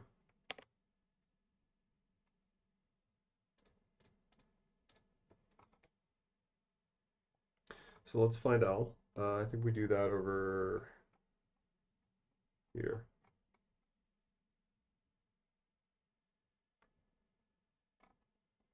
Yeah. So we already have L. Done.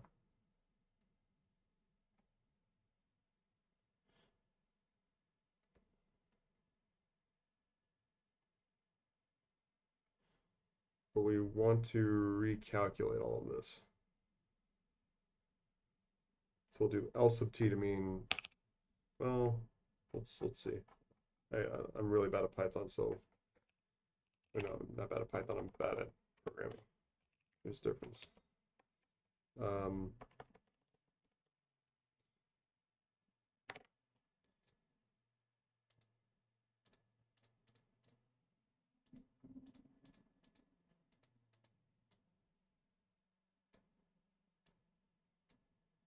Okay, so let's try this out. Print L, and then we'll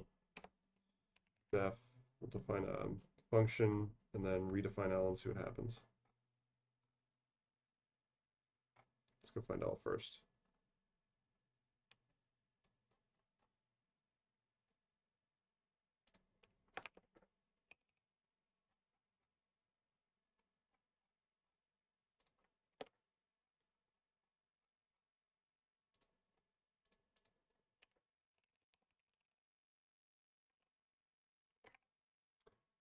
What are the, we'll skip the variables for now. Whoa, what's that?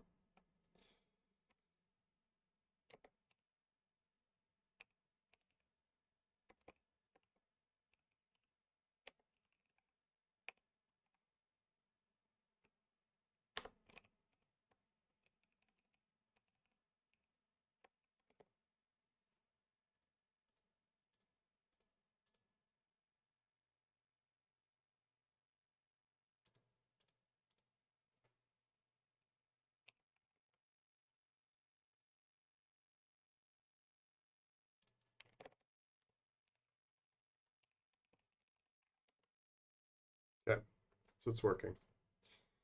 And then if I print this again, that should be another variable. Sorry, I know that if you actually program, you're rolling your eyes right now, but scoping is not something they teach us in mechanical engineering school. So, sorry. Okay, so now we're going to handle some variables, and that's going to be yield. Yield is a thing we can't pass. So we'll just call it y for yield.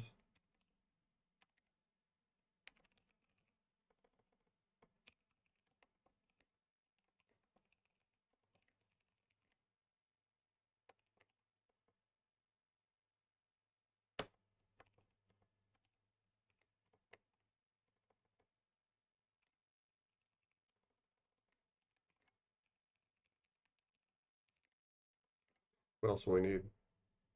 B. So actually, those are, we should know what those are. So it'll be E.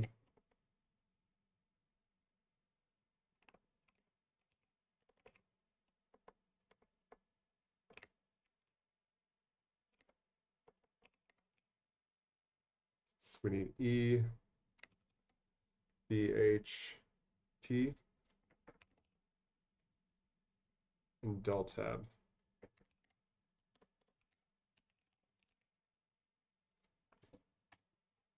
So now we can call this function and find the length. But this is nice because it lets us do this multiple times and to create our charts. So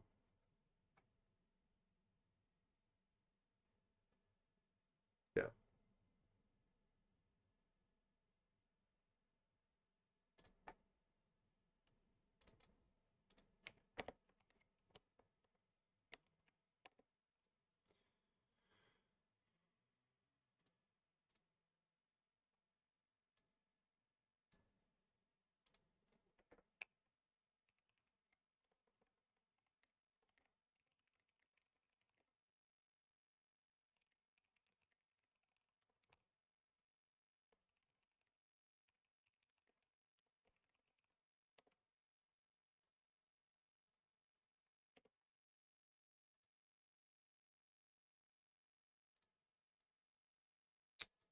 Losing my mind.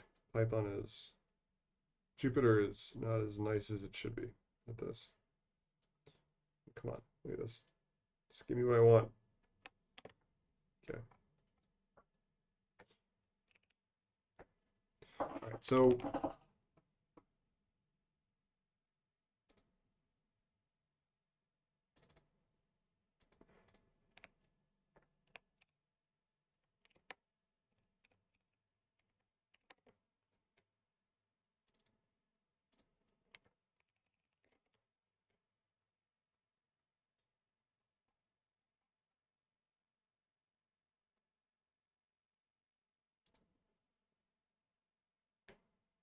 okay, so now we have the length.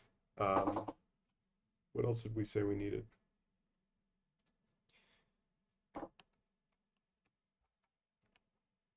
So we want the length. We have the thickness. Yeah, I think we're getting there.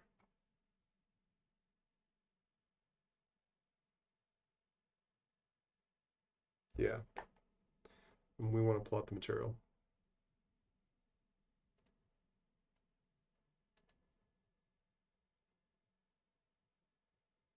Okay.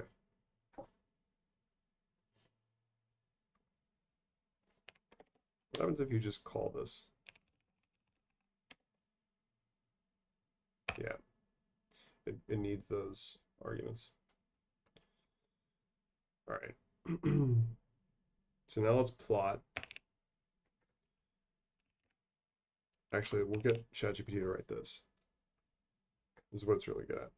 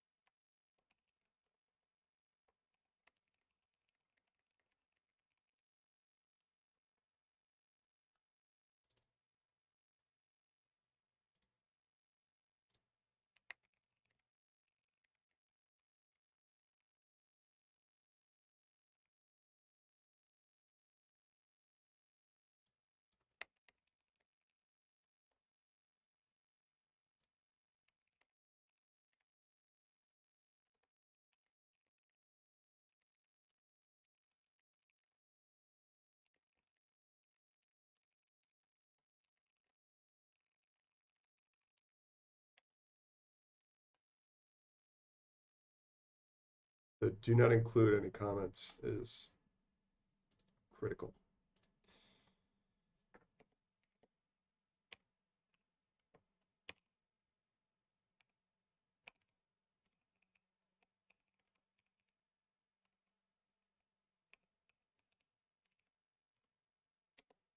Okay.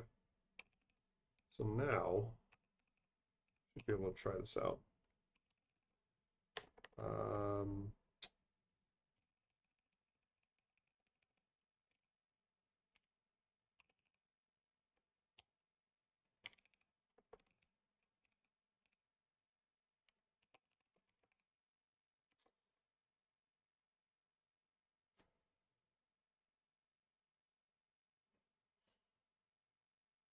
so we'll actually get, so we actually want this to return. Yeah, we want that to return L.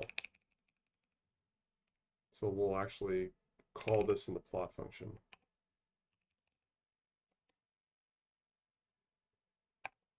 So sigma yield. Wait, was y sigma yield? See, I should have commented. Oh, I did comment. Okay, yeah. But I don't actually need. Oh yeah, we're gonna loop in here, so we do need that. Yep. E, that's there. B exists. H exists. P exists, and del tab exists.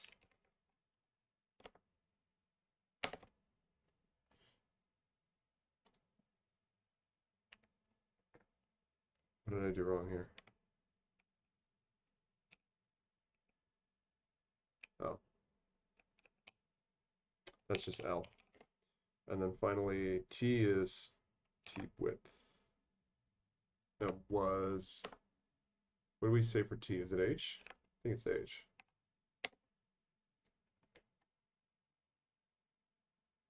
T is the quantity of stripped when downcasting.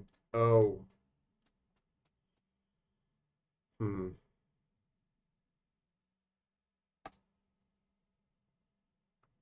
This is a this is because of pint unit manipulation. So we need to get rid of, we need to essentially strip the units away and just give it the magnitude of the value. So we'll say L will be, there must be a pint way to do this.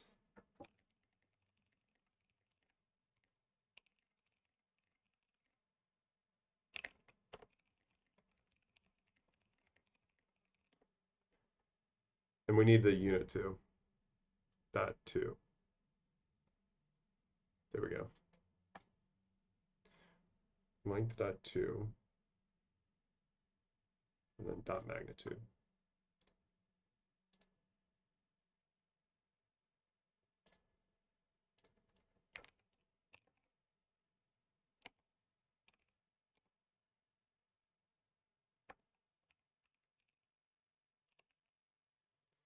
And we actually want the same for H as well. All right, great. Plot TL x blah blah blah.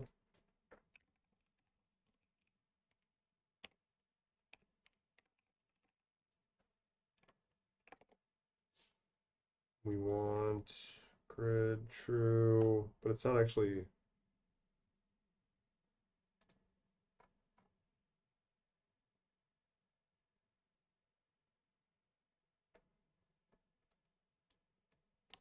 Try this again.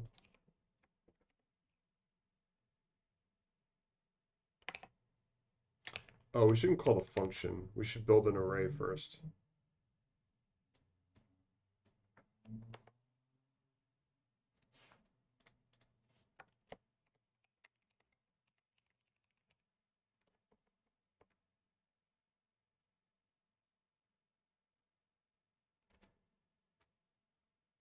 It's the array.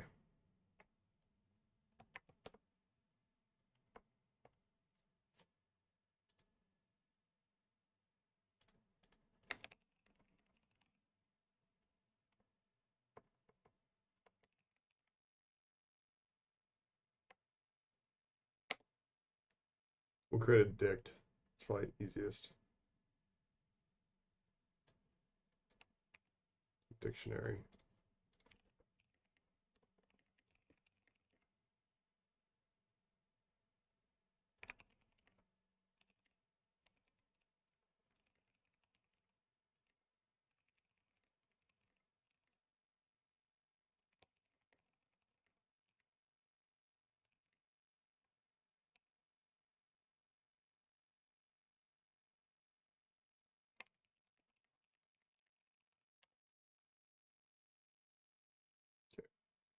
First things first, let's fix this.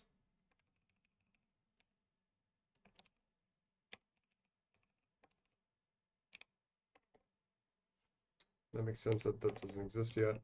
Comment this out. And we'll copy in this function.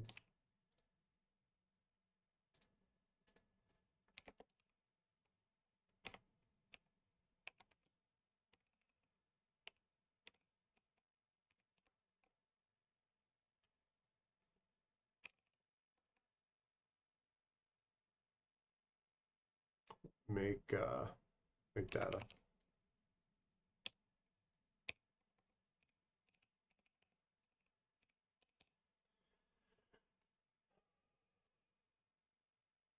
T values. T values is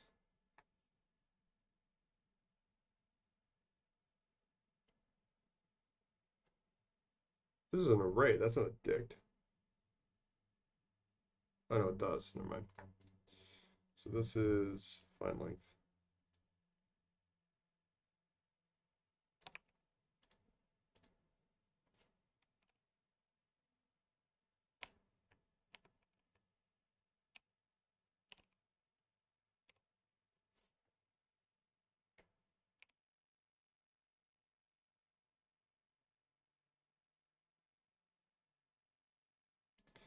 And then T values is going to be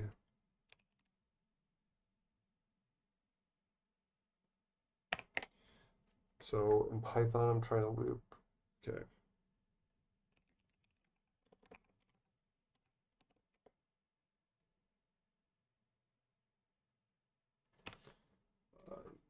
ChatGPT is making a worse program, and that's okay.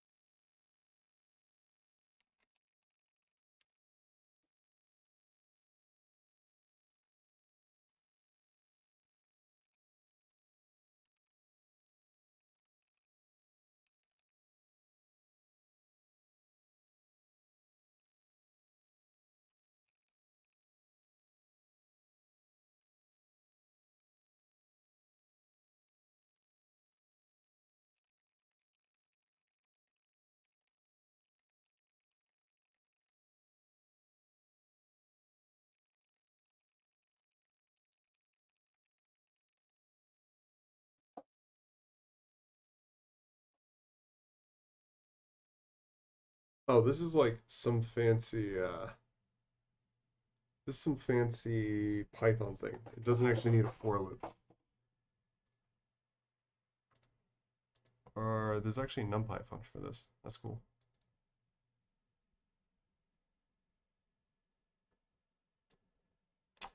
That's exactly what I want then.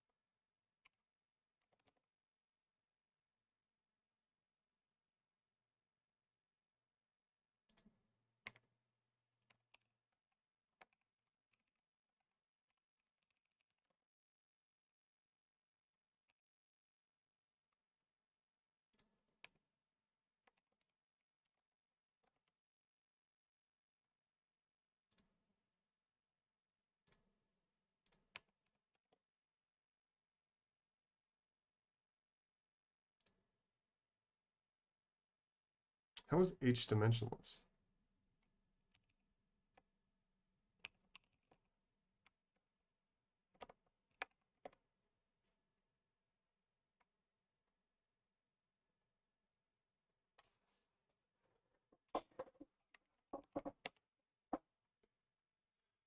Hmm. Are we enjoying this yet?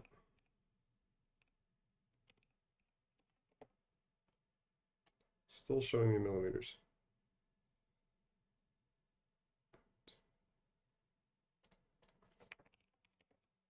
Okay, that's working better.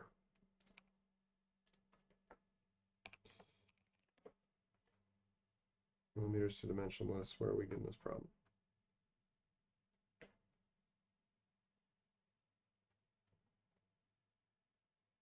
Oh, I gotta add this.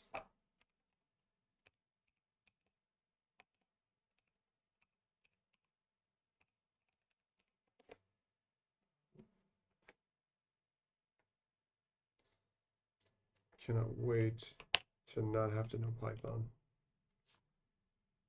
It's insane that I have to know Python like this.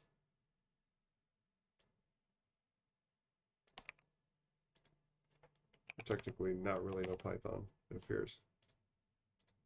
So that's already a float, you say? I added it to the wrong one.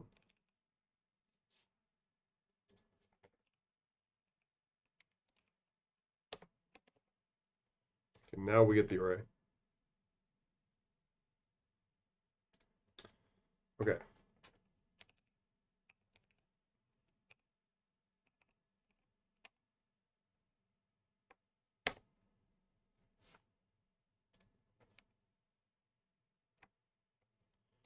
So here, we're going to pass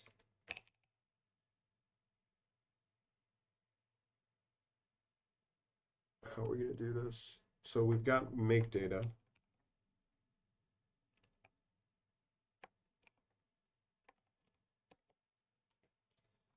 So we've got the plot. We've got our t-values, which we're going to tool up later. And then we've got make data.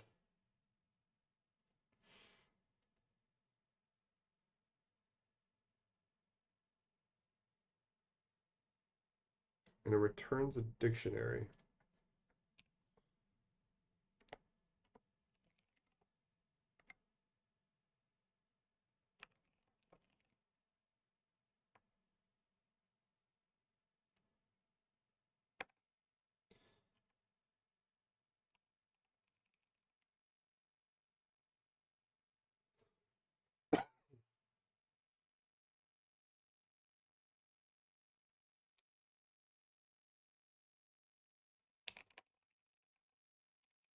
So we can pull this in.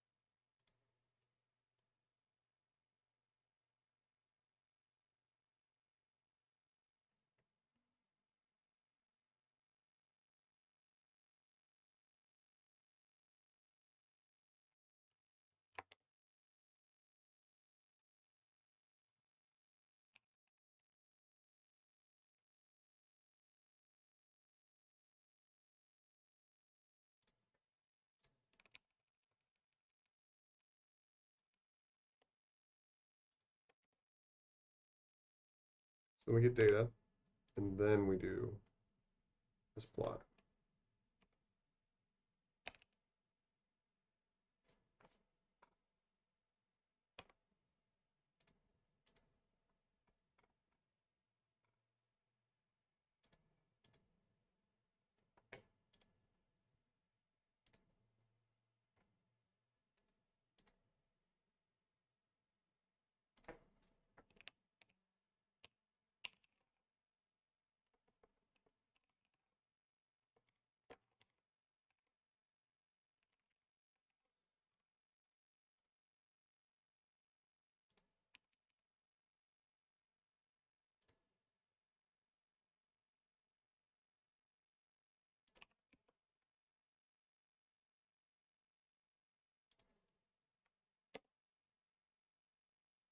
Okay, so no errors, that's good, but the plot doesn't look correct yet, and that's fine, because I think we have to pass the updated values.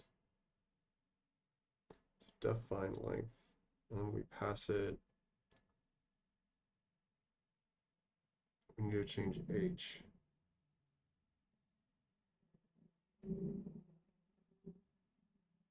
because h changes. Yeah.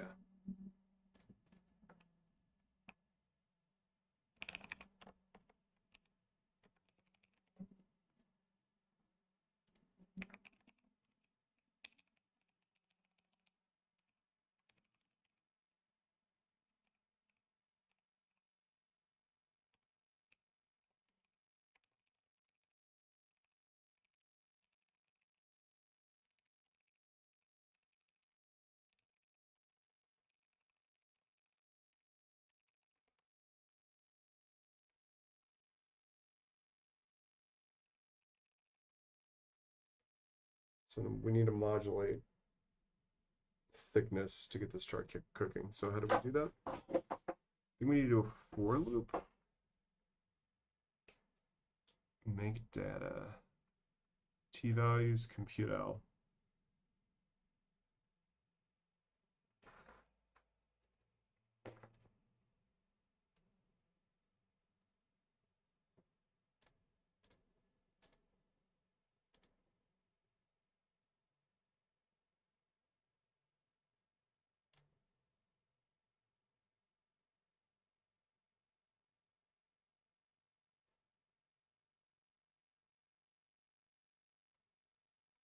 So ignore this. This just spits out the length we need. We're going to call that.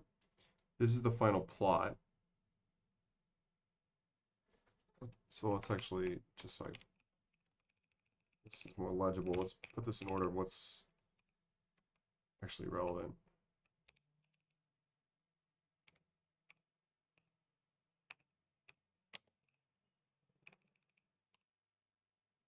Yeah. So we have our function we're going to call up here to get our L. We have T values, make data. And so that finds length. Oh, we're calling find length twice. Yeah, that's stupid.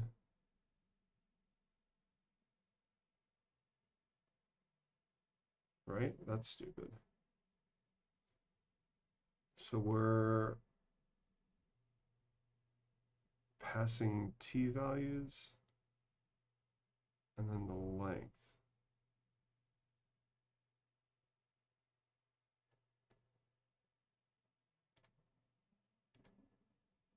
I think we just pass. This is our for loop.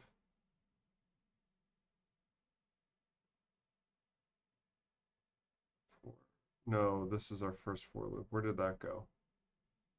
This is our first for loop.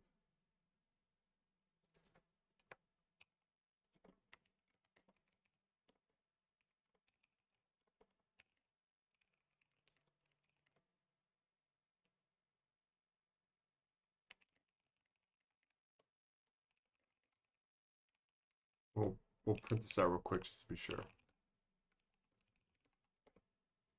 Yeah, we get an array.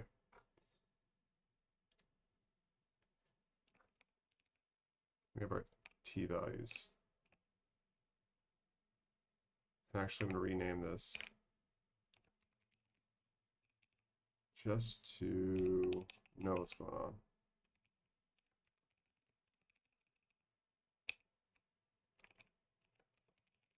So we call this function make data.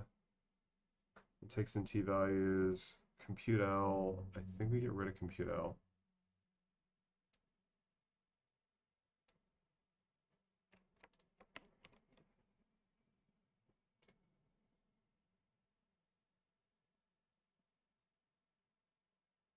Yeah.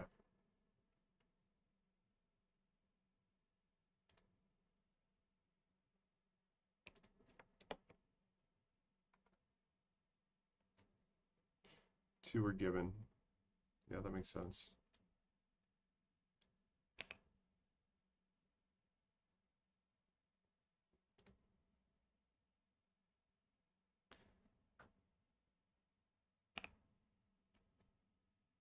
Now we want to give it.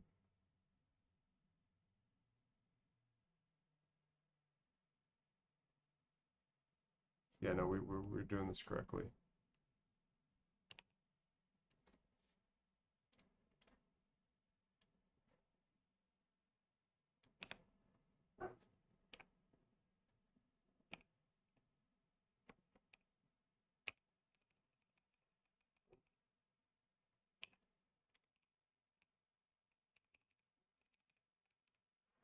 So we're going to pass in t values.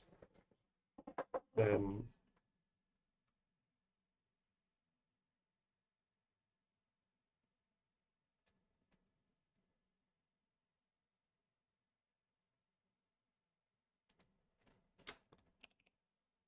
okay, so this is an array. 14 t values. So it loops through every value in t values and runs this function. That sounds right. We get a straight line, which is wrong.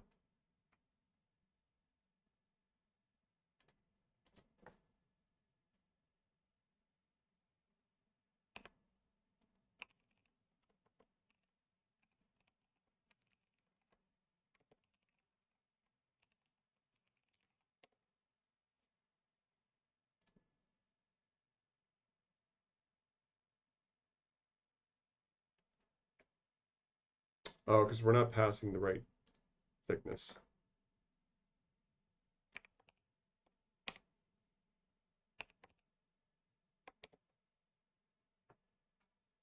And of course we have to move that because of pint.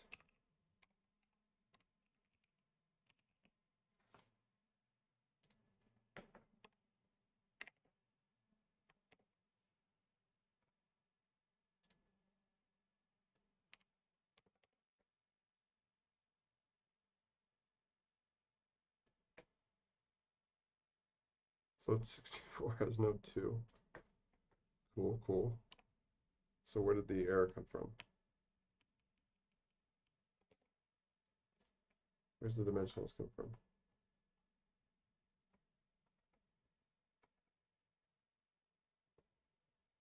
Tab 2mm.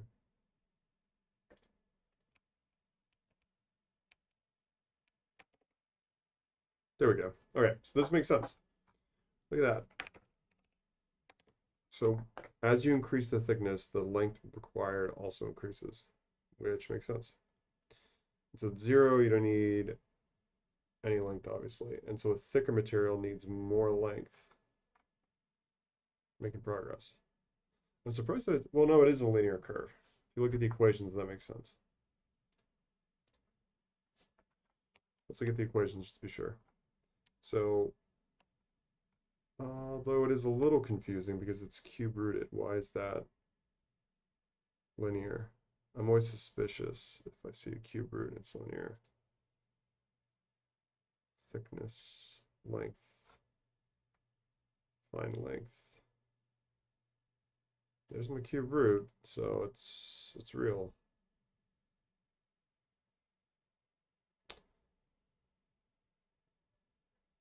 So let's just make sure they're right. Yield, E, width, thickness, load, and del tab. That's right.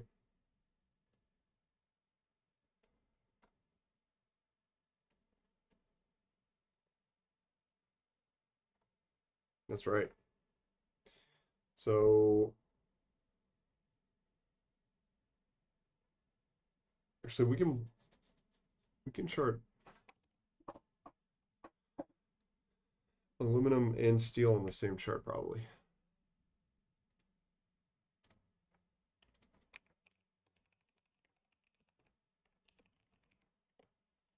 And actually before we do that, let's build in the stress check.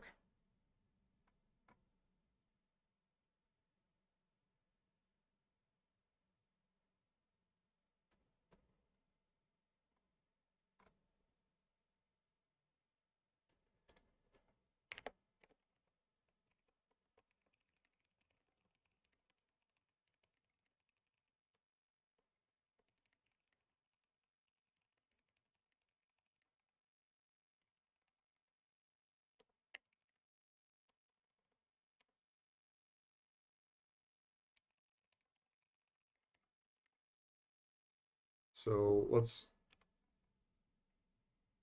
turn into a method the check for stress over here.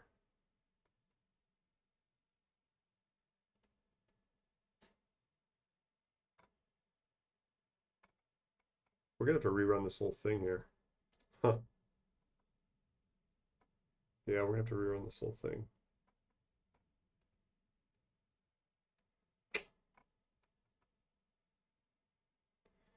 All right, we're gonna save this and we're gonna gut this. We're gonna turn this entire thing into essentially just just finding the length.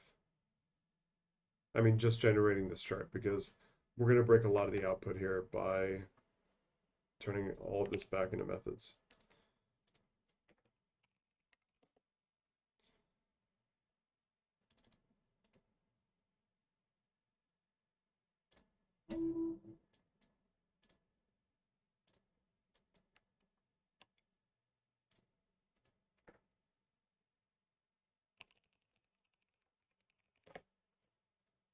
Calculus, calcs, not calculus. Okay, we're gonna gut this. This. All right, so we're gonna methodify method, turn into a method all of these essentially. So we want to retain these two as inputs. We don't care about welds anymore. We do care about E.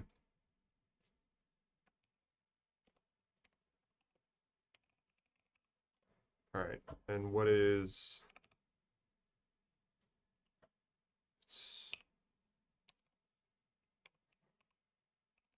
steel is 3 times aluminum.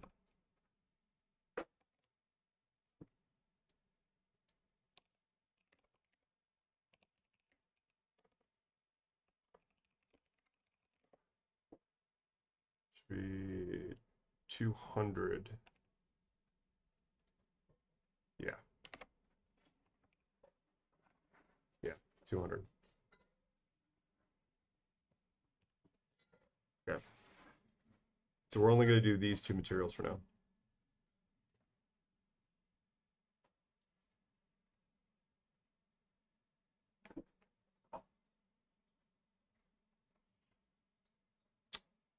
P, we're not changing that. P ratio we declared.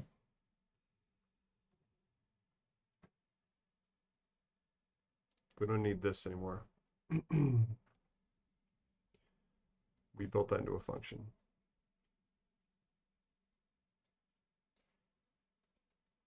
Now we calculate the stress. So we'll actually call this a function.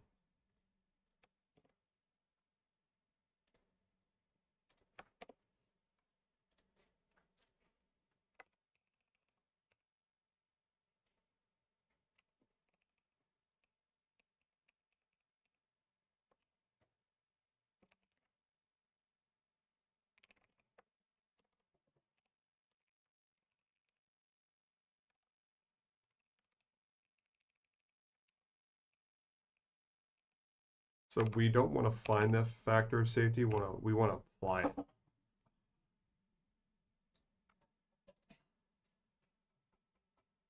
And we'll do that by just saying, hey, applying a 25% overhead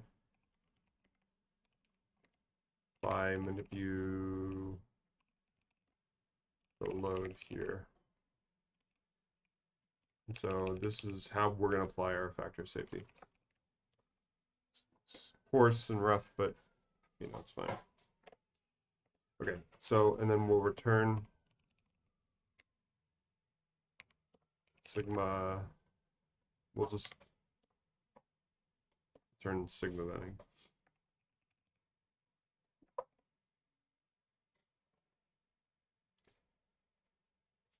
We do need inputs.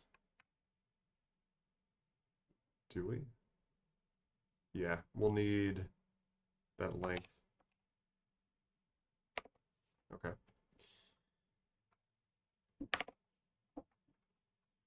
So now we do our torsional stress calculation. So we'll do the same thing we did up here. Call it calc torsion.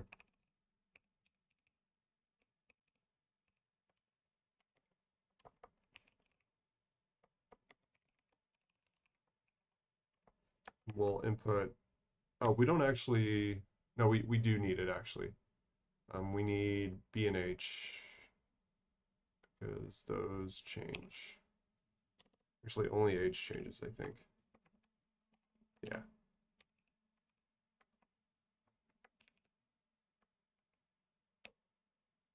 Come down here and return max.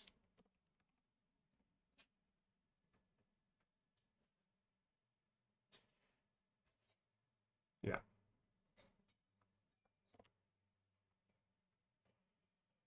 And then we calculate combined stress, and I deleted that somehow.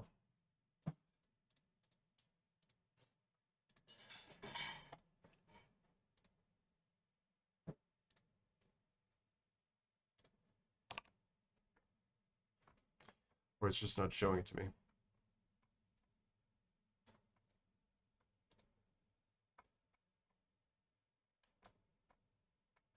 Yeah, it just wasn't showing it to me.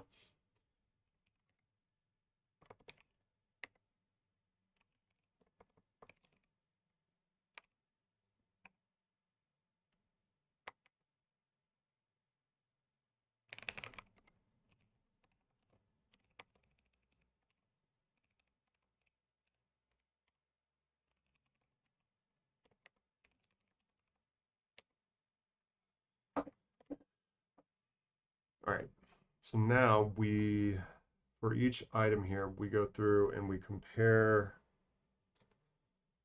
we find the current stress and see how we're doing.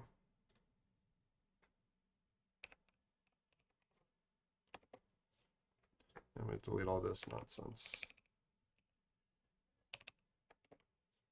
And I'm also deleting weld calculations because we're not doing that anymore.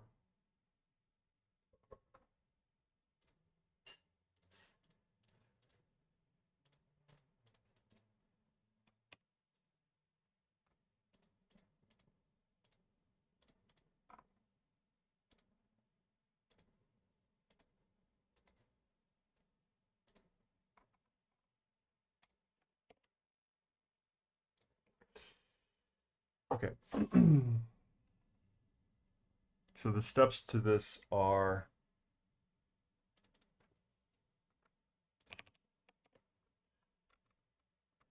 we find these two terms, we find this term, and we compare against yield.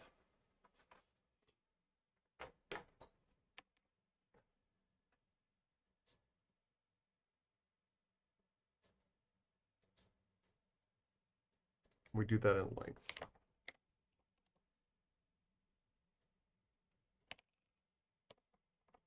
Now we have to think about these equations. So it was calc torsion, calc bending, and then calc VM. So stress current is calc VM, and you call bending and torsion.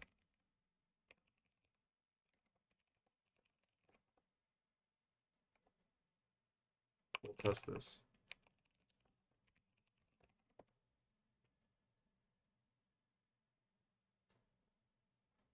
And let's print that as, so now that I know that I might be able to do this, can I just do dot KSI? This was never closed. Where did I break that? Yeah, all right. Well, that's a lot easier than typing ureg, so that's useful. Great. And the stress doesn't change. Is that right? Our length increases, our load stays the same. I don't know that I trust that. So H has changed. So the stress should be changing. No, that this is for the calculating L. Where's our bending stress equation?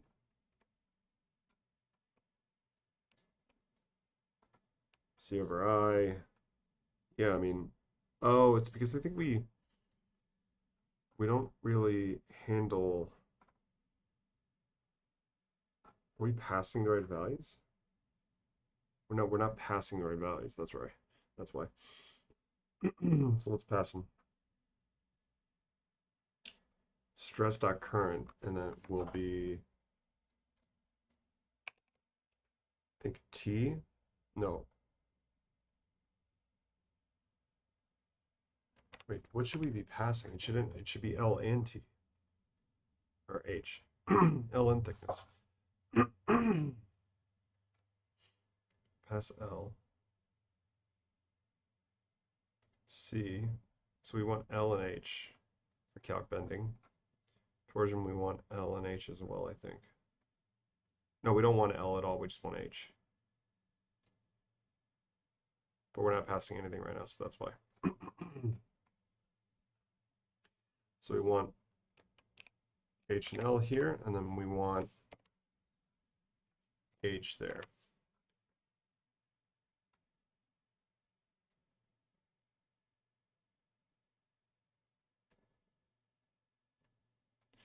So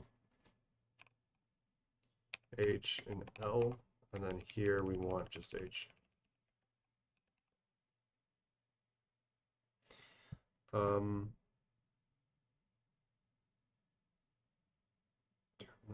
So we pass H here. Okay, so this should work right off the bat, I think.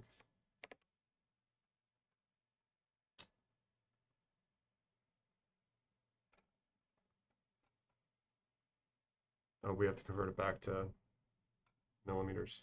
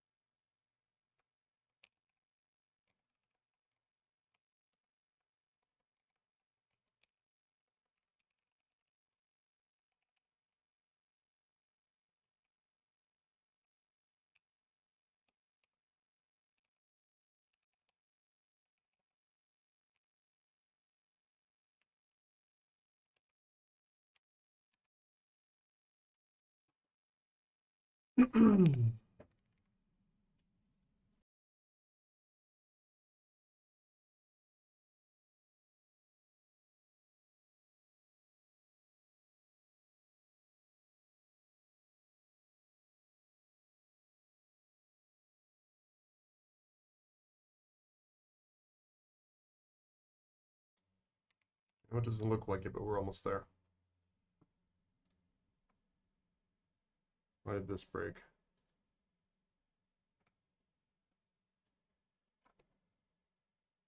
Linked out of T values.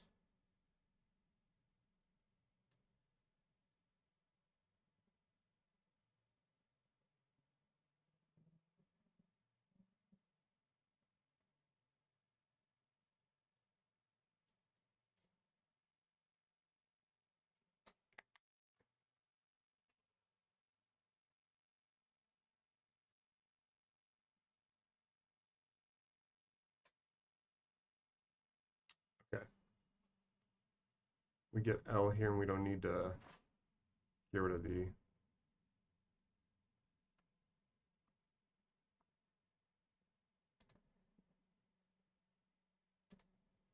units again.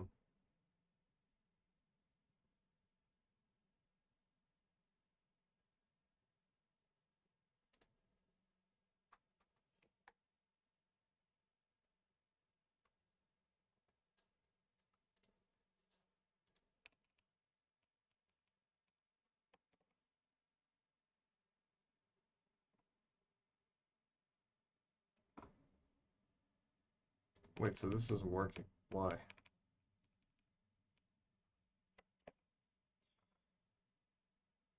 All that typing for nothing.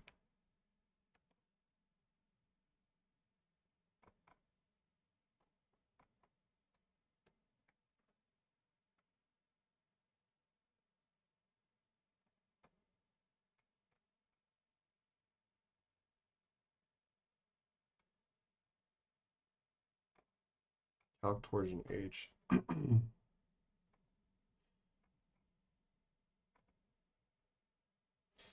What? Am I getting my units right?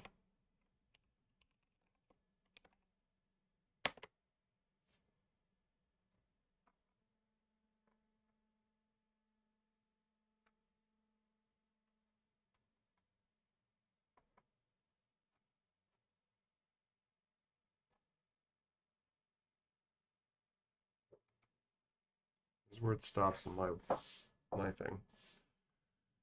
NumPy interpret.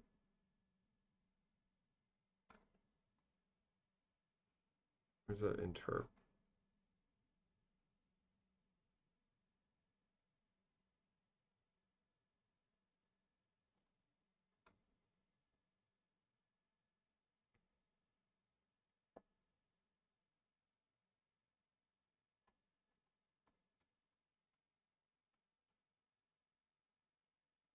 Cannot convert from dimensionless to millimeter.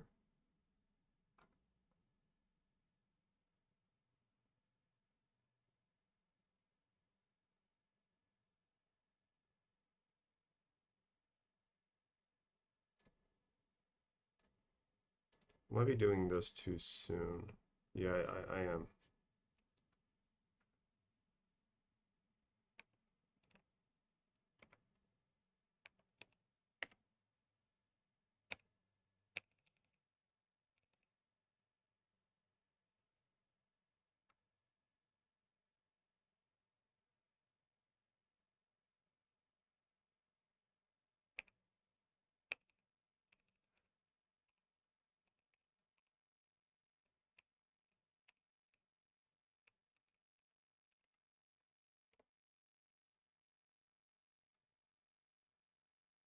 Nope, that was the right place.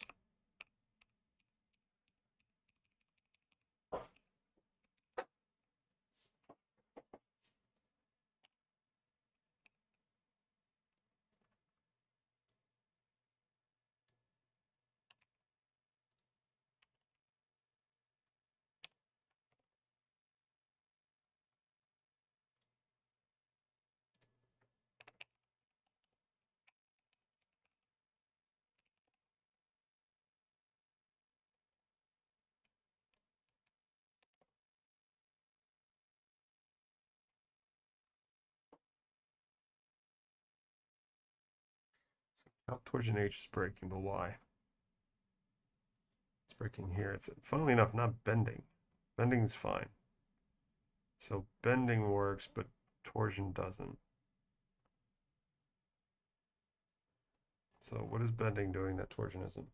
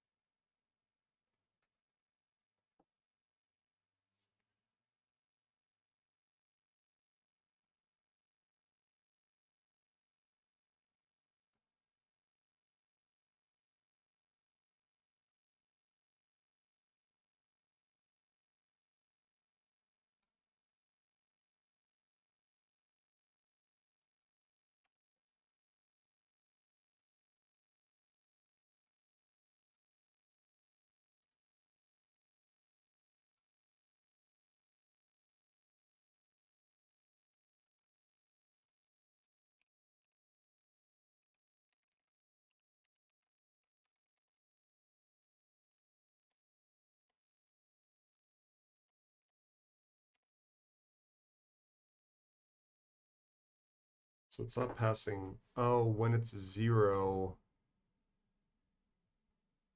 Wait, but it should still have units, right?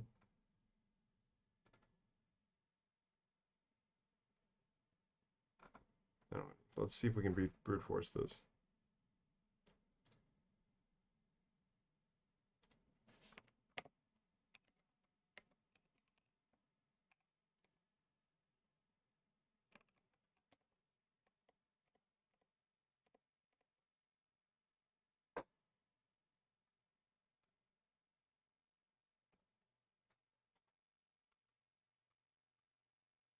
So it's a float and not a pint value, or not a pint object.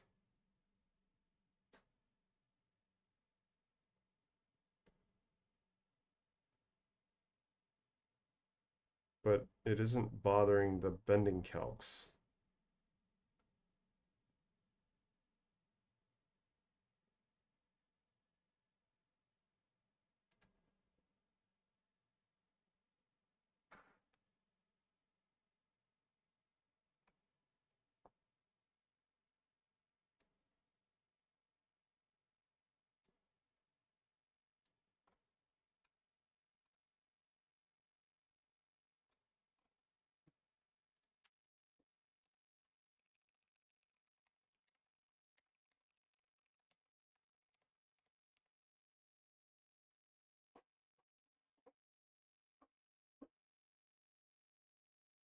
That works, but I found a 0.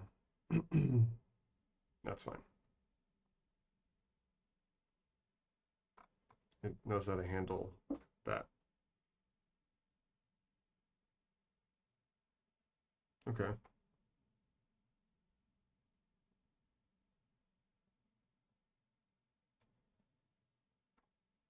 So we won't start this at 0.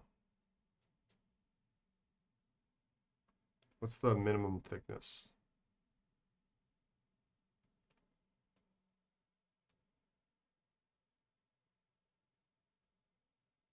We'll go from there.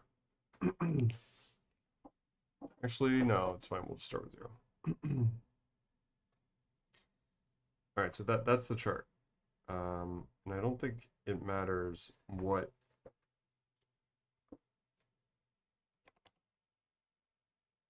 Yeah, I don't think it really matters what the tube size is. But I want to. It's just kind of. Oh, we haven't actually implemented the logic yet. We're just finding the current stress, and the stress stays the same. That makes sense, but it is too high. So now we add the logic. We said if it's, what was the logic we said?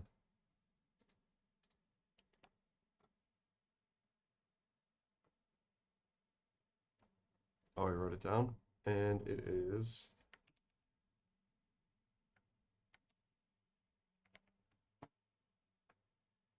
What do we say the logic was here? Find the bending stress, combine with torsional, apply a factor of safety.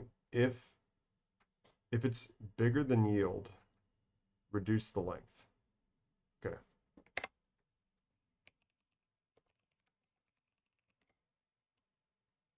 Is greater than or equal to sigma yield.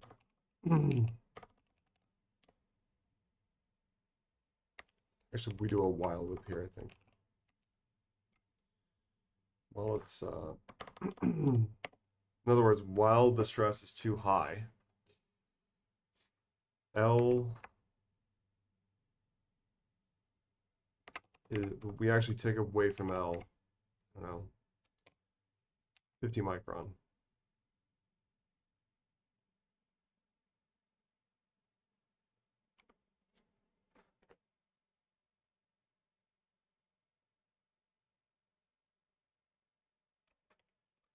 And then we rerun this actually.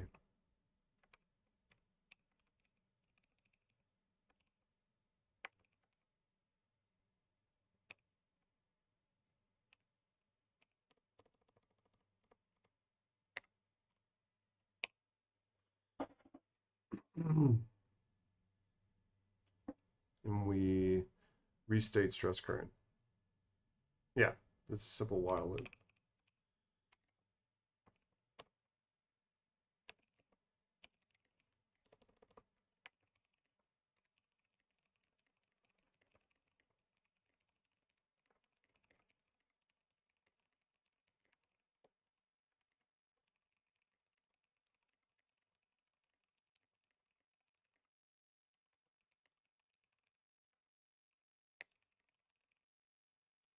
This should work.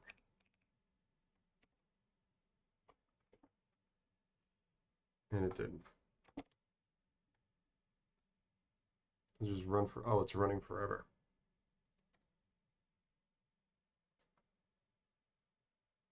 Something's wrong with my logic. And it's because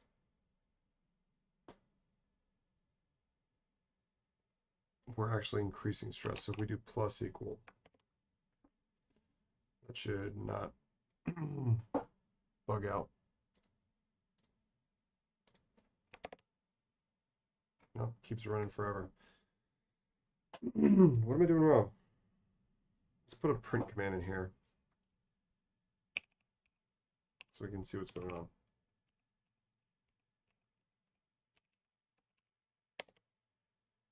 Nothing.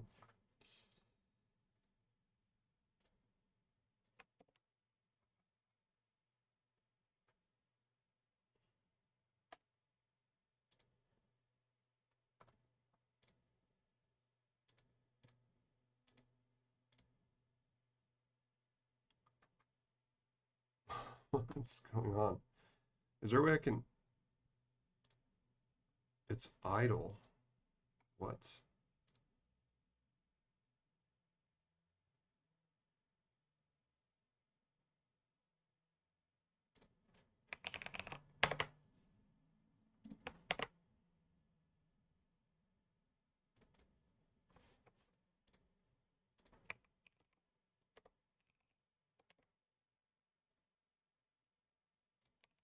It's not even printing this.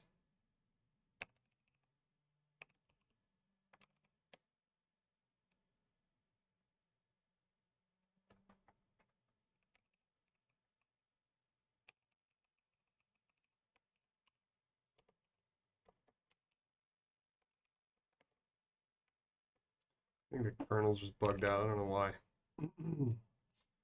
Let's restart kernel.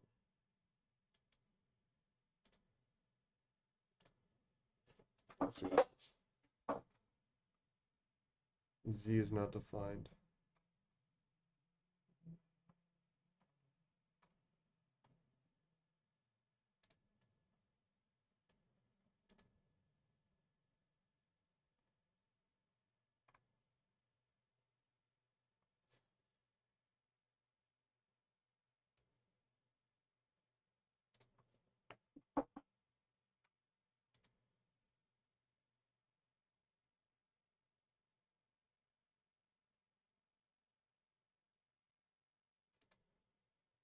Curious how we got Z in the first place then.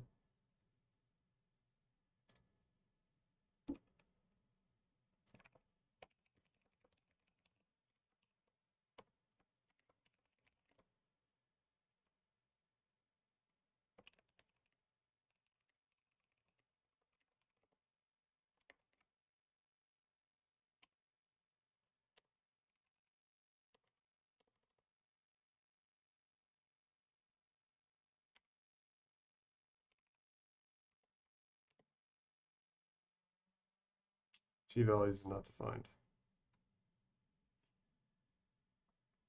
Where did this all bug out and how do I break it? T values, T values.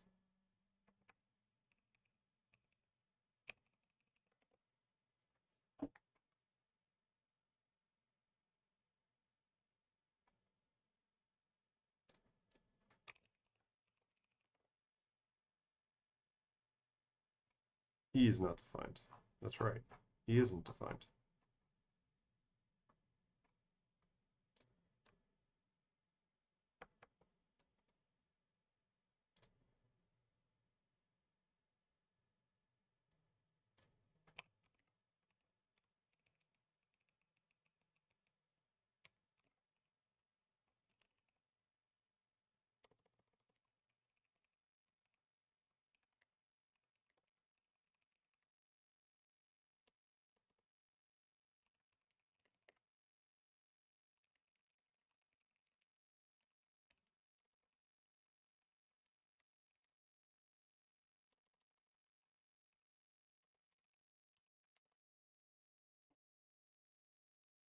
Sigma bending is not defined.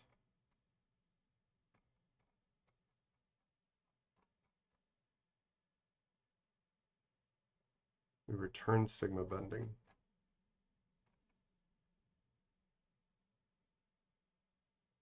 So we have to pass it. Okay, we have to pass it some things. So the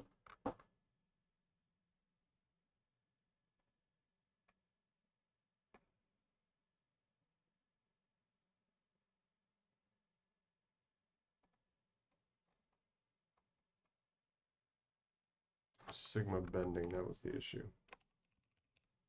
Actually, let's simplify the calc here instead.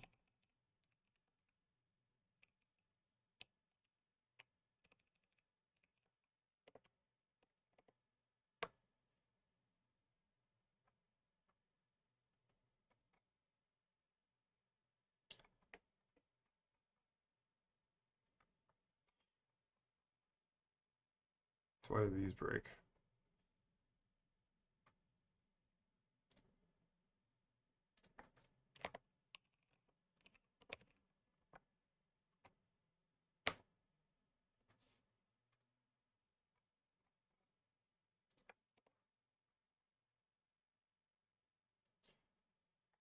Force pound per millimeter. That's not right. All right, we're getting into troubleshooting now. This is pretty frustrating. And it's because the unit manipulation here is kind of hurting me, and I know a better way to do it, unfortunately.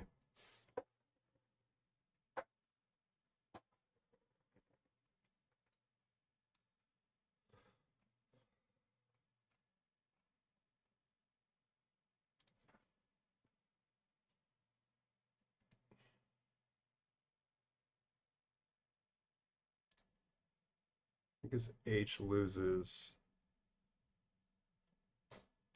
Yeah, so if we try this out and just print what we get back from calc bending, I think we'll see that the units are off.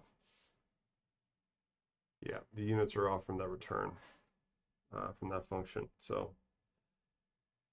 let's go back to calc bending and find out what happened. Return sigma bending.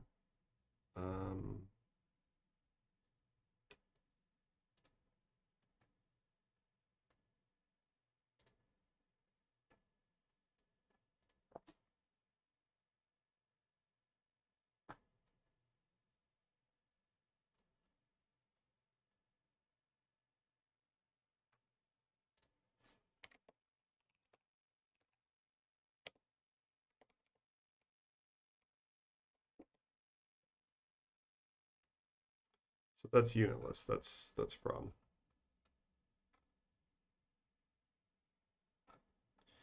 And honestly, we're gonna just brute force it.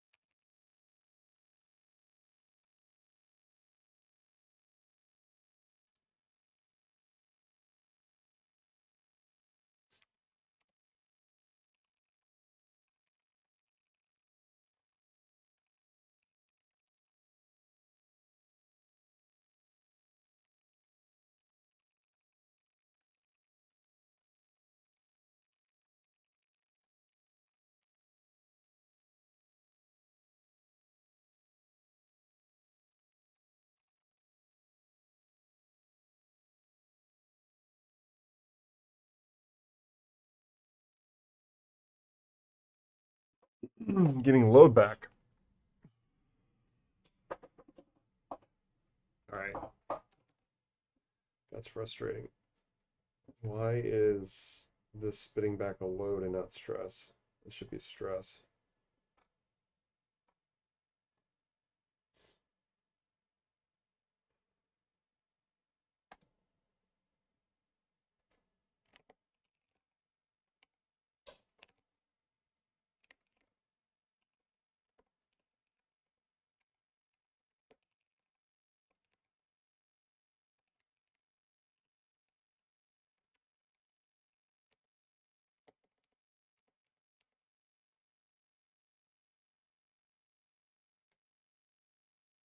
So these are both dimensionless. That explains it. Yeah, we're just gonna have to brute force these. Um, I don't like that I'm passing these values without, yeah, without,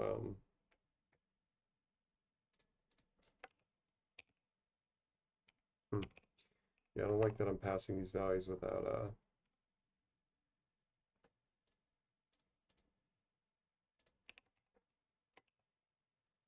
units, because I'm assuming I'm passing them in millimeters, but, well, I can only hope.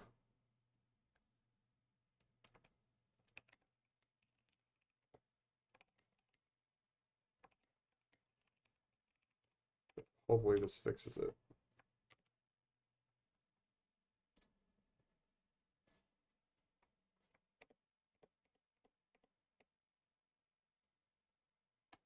Okay, now we get back to infinite looping, but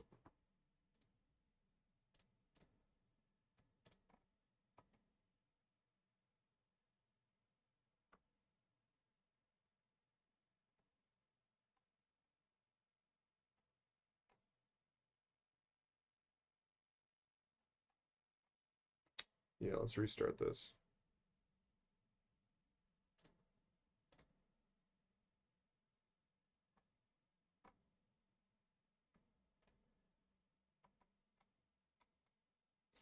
And this infinite loops still.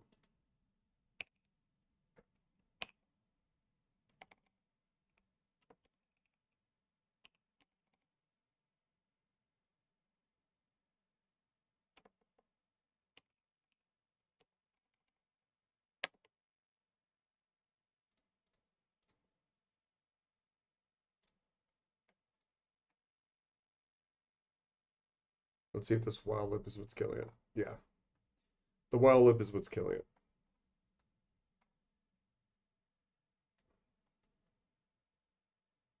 T values is not defined.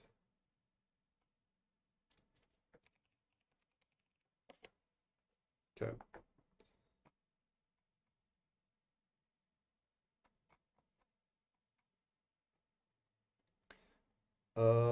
Why is this while loop busting?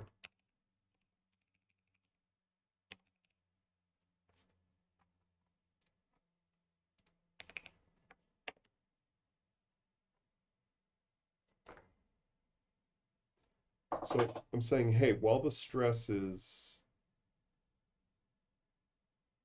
too high, increase the length and recalculate.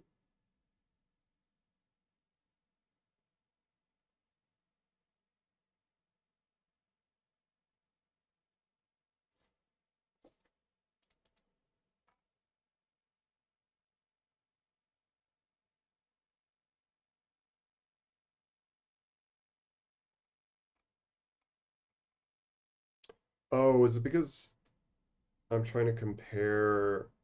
I bet it's because I'm trying to compare values that. Okay, it's because I'm trying to compare pint values.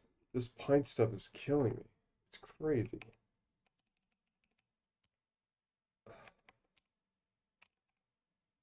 There's got to be a better way to implement units without suffering like this, honestly. I mean, so much of this has just been dealing with that. KSI, does that still loop? Probably still loops.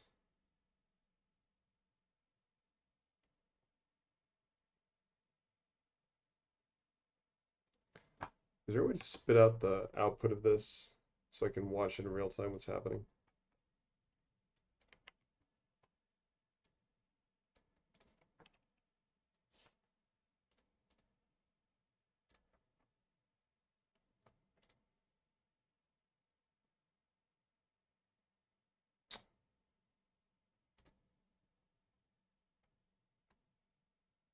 What's going on?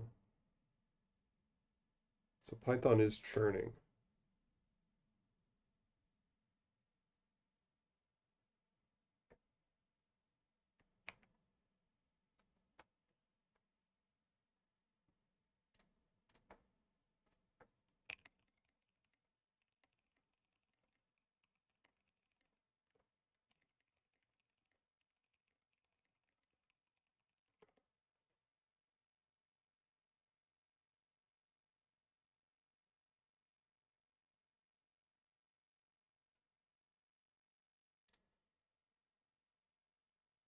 So you pass a true flag, or yeah, true flag.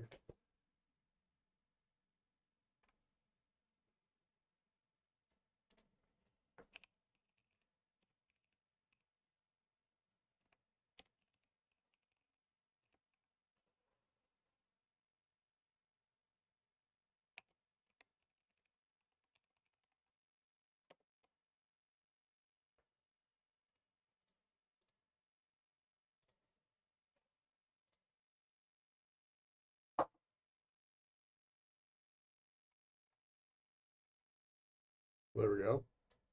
So it's running. It's going. Oh, it's diverging, not converging. Why?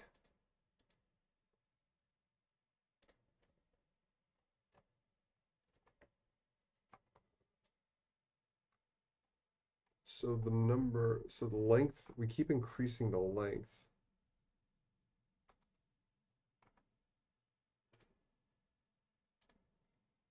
Why is it diverging and not converging?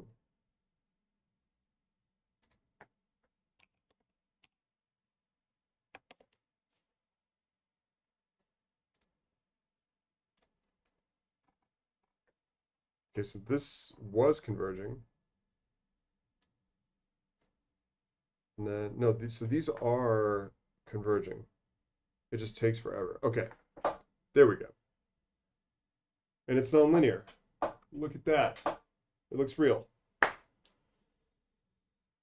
Look at that. All right. So I wonder why it was breaking the first time. I think it might have been a combination of first it was the math was right, but then unit manipulation in Python was busting us. Then we changed it to plus thinking that that would fix it, but that made it diverge. And then we finally got back to a convergent solution when we flipped the operator, not the operator, but the sign from plus to minus, as the math said we needed to.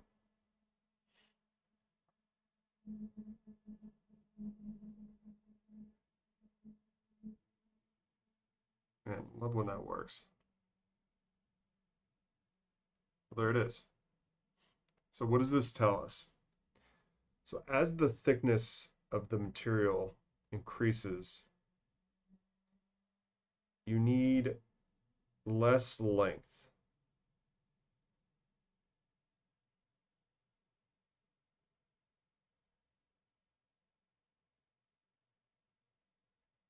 So at first you need a lot, the rate at which it grows is higher. Yeah. So when you get right around to the thickness we were discussing, you have the greatest impact by bending stress on length.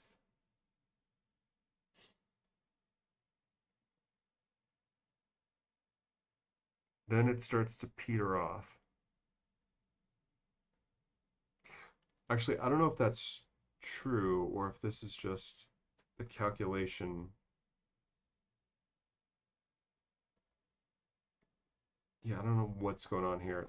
Let's reduce. Let's do this. Let's get rid of our troubleshooting prints. Let's rerun this, but then we'll increase the step size essentially by reducing the step. I mean, we'll increase the amount of steps by reducing the step size. And then for Z, we're going to bring that down. We're actually going to increase. Let's leave that alone. Let's see what happens. So this will churn. This Python, yeah, Python thread's gonna cook. We still get the step. I don't know what's up with that step. Let's change this to some other value. Actually, let's do Z minus and Z plus, so we can fine tune this.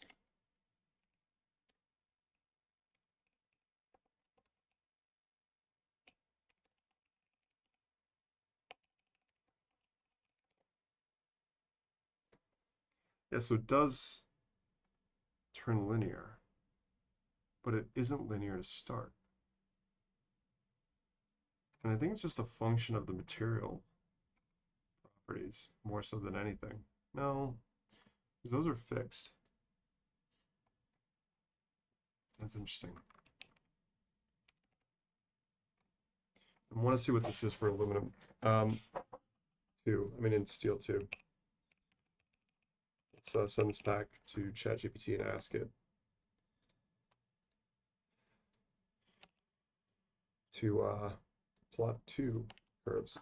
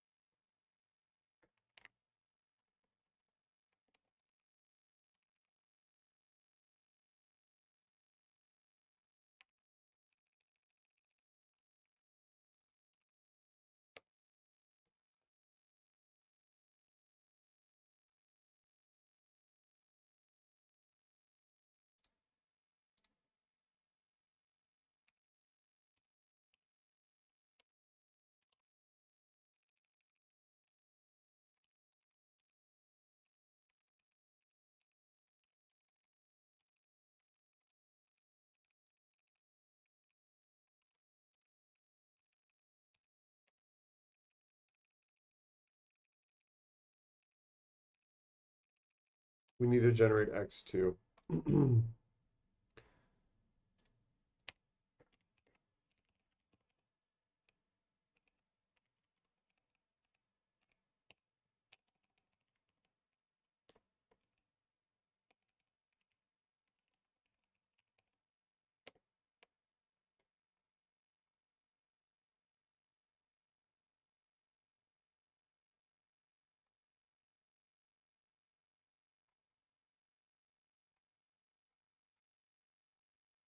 Let's get rid of these prints.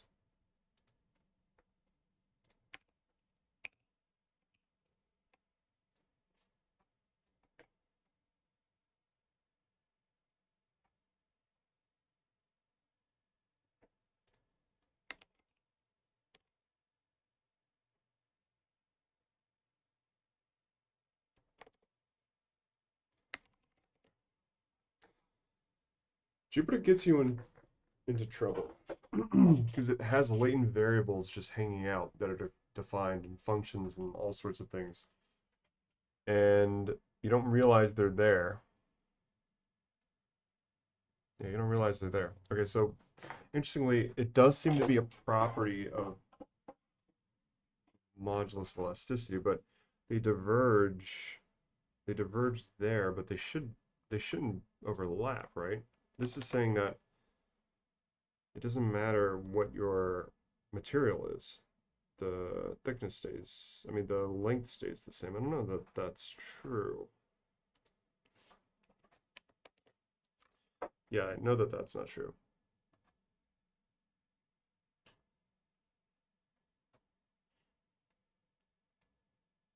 I mean, they do diverge later, but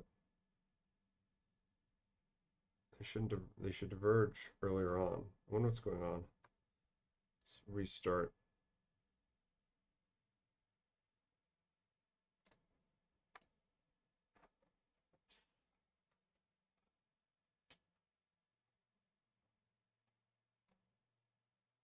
No, same answer. I don't, I don't believe it. I think something's up. I think something's going on. It's fishy to me.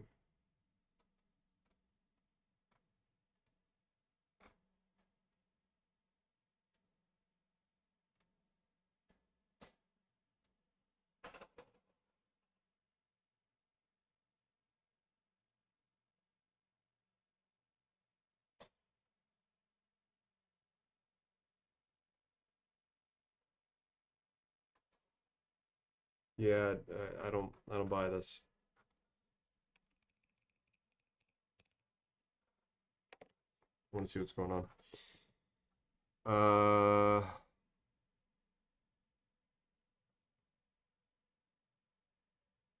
Does t values change? T values are just the thickness values, so we really don't.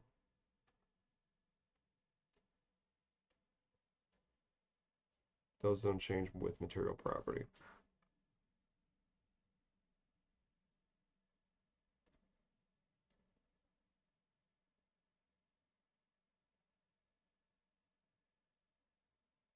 Make data.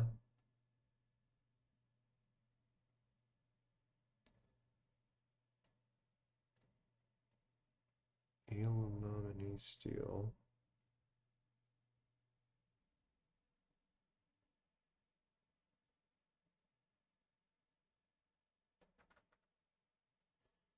What's going on? So L values. So we're saying create an array by calling the function find length and use sigma yield E.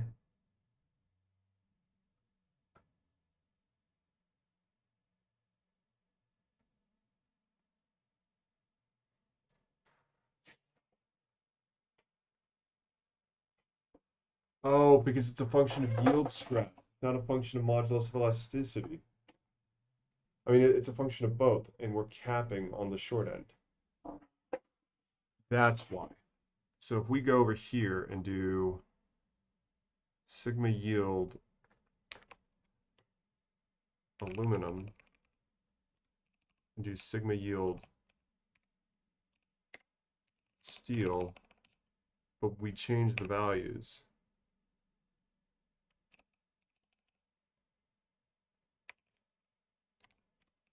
Say this is, I don't know, what do they say the materials were that they had available? 836. You know why they call it 836 steel?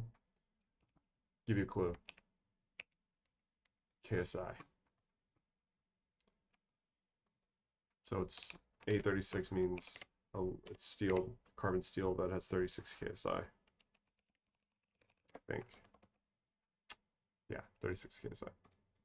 Which, if you ever see 837, you now know what that means. So what is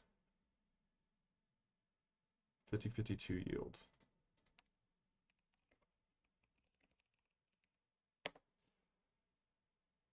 28. We'll just call it 28. I just want to see what happens here when we change these values. And then let's find what the strongest steel is.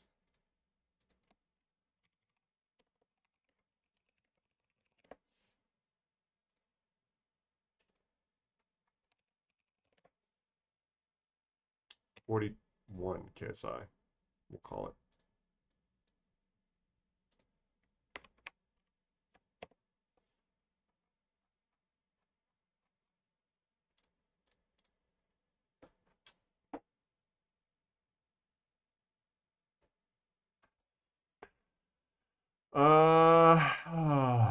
How do we now call these?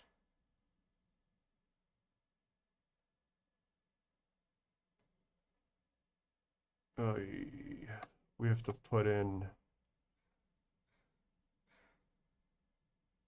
we have to put in we have to find a way to make it so that it factors in yield stress too, and we call the make data. So we're passing t values. We also want to pass y, what was it? Sigma yield aluminum.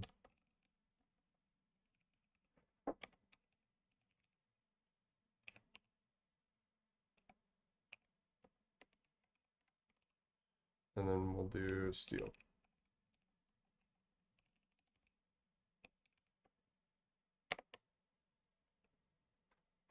We need to add these arguments first.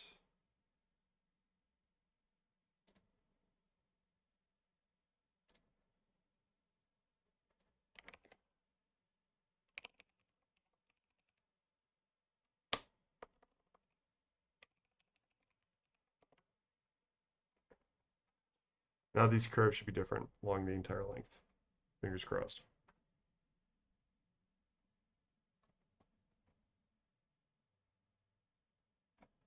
Ugh, why not?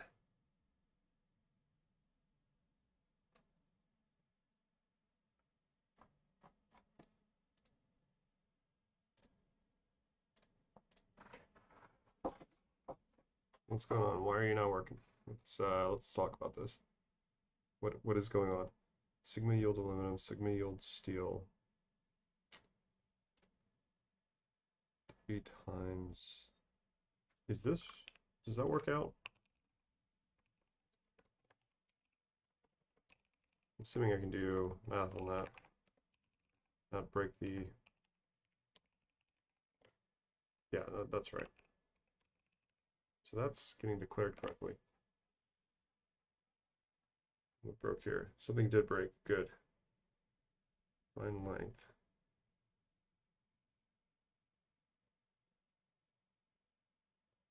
Sigma yield is not defined. While stress is current 2.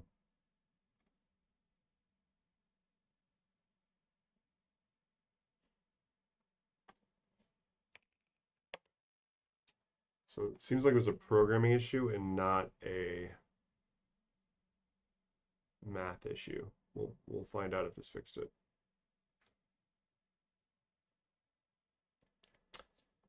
This should be relatively easy. There we go. Look at that. Man.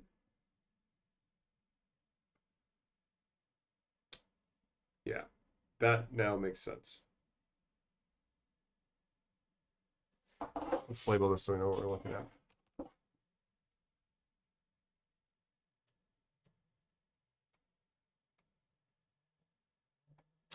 Data 1 is aluminum.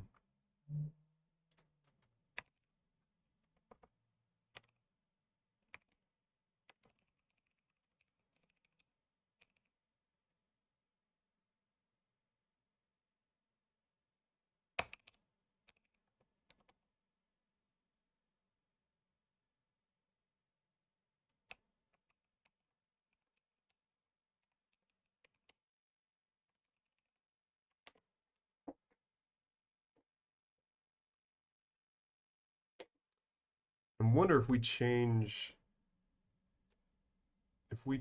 the yield stress back, does this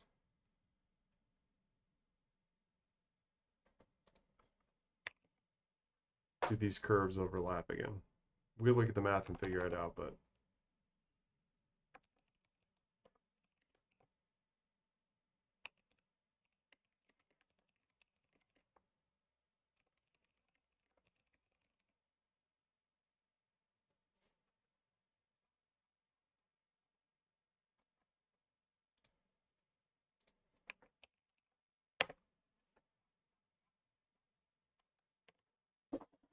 this is another instance of Jupyter getting you into trouble, thinking you know what you're looking at, when in reality there are machinations going on in the background that you're not aware of.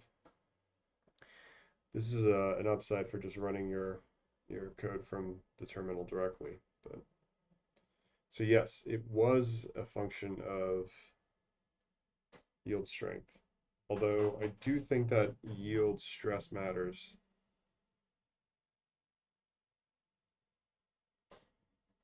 It's interesting. I bet it has something to do with,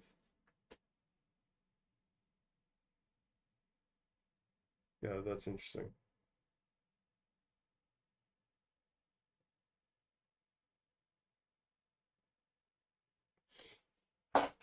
Why is that? Let's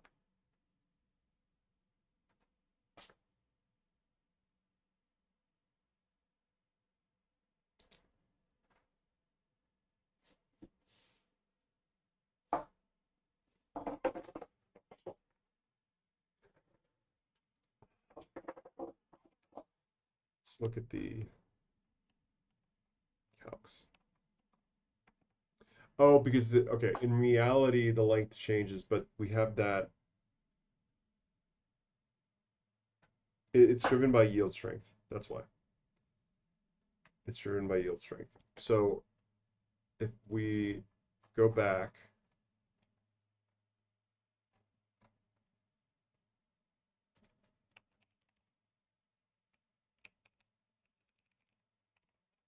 and change, if we make these yields different, but get rid of this for loop.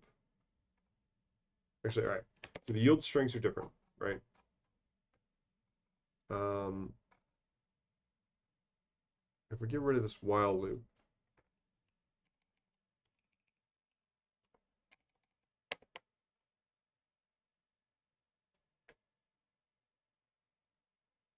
we go back. Okay, so it does matter, but the Young's modulus drives. But if we put the stress check back, we the yield stress really matters, and that's what drives. Okay, got it. So these should be different again. They are. Cool. Very cool. We should plot these as a function of yield strength and without yield strength as a limiting factor.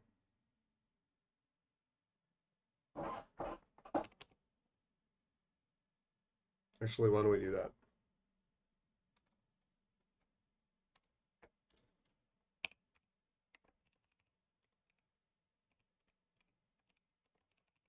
We'll add a flag check here.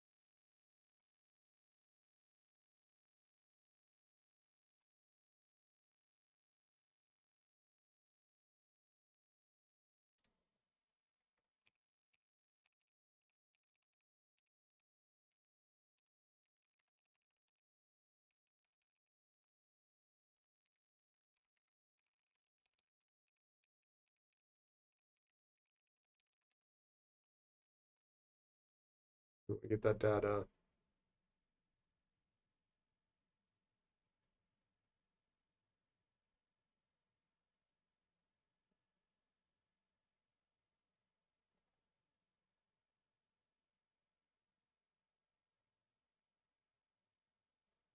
We add a label to that dictionary, maybe.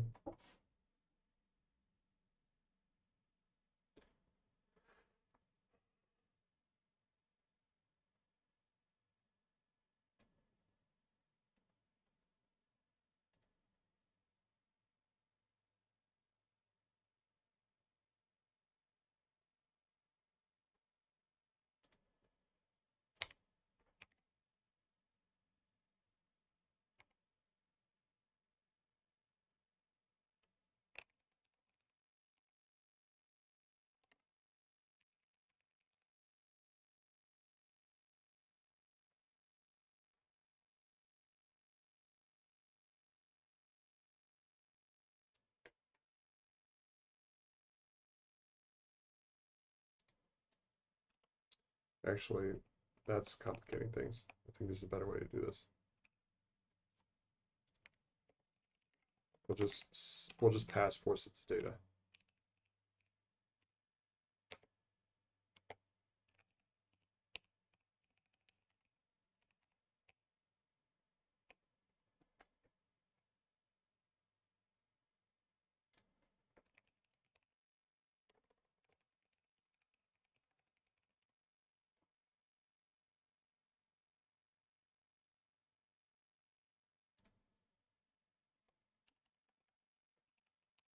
So this should be like so.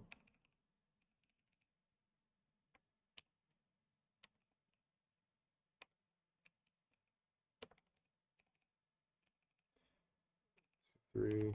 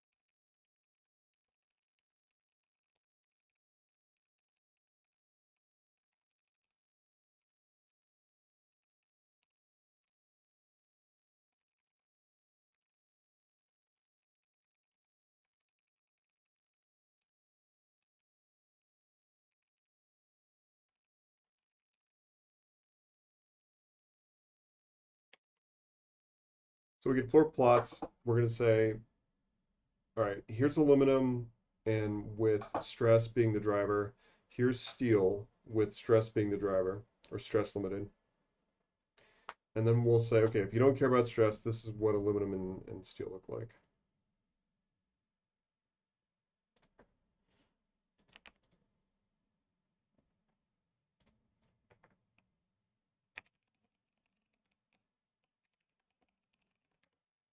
Okay, let's see if that works. Good.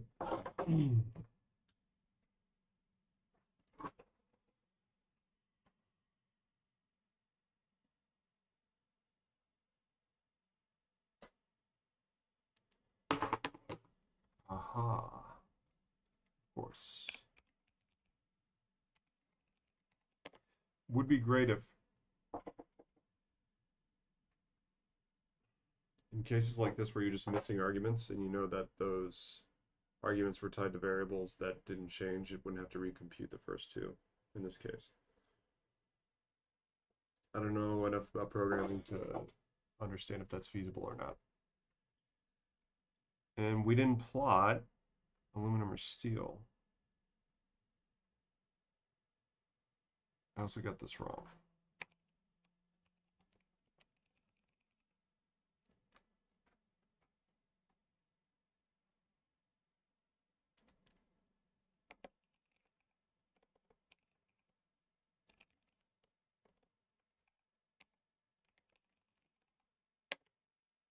See if we actually get to that loop. I think the check flag might not be getting passed correctly. Aluminum, aluminum, steel, steel, false, false, true, true. Yeah, what's going on with that?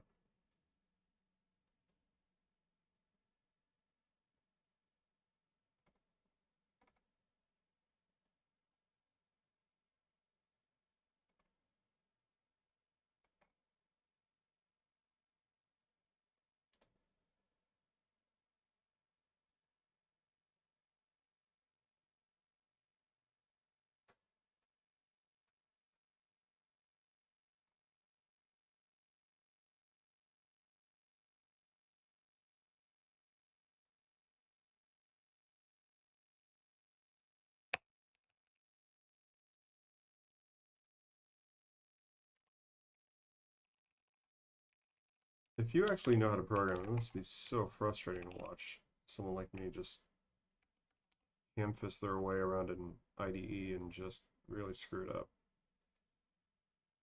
Like, it must be kind of infuriating, to be honest. Trying to imagine what it would be like watching a software engineer try to do something they could do with a shell command in NX.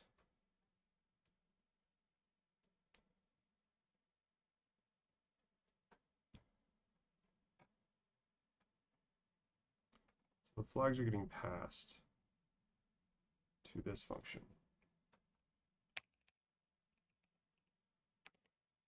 Are they getting passed to this function?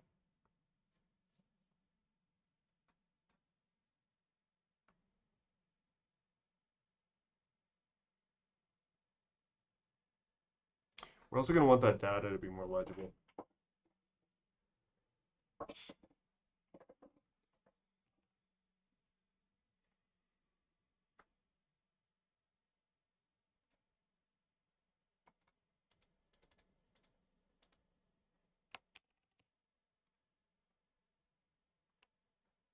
Wait, it does look like it might just be overlapping. That doesn't make sense.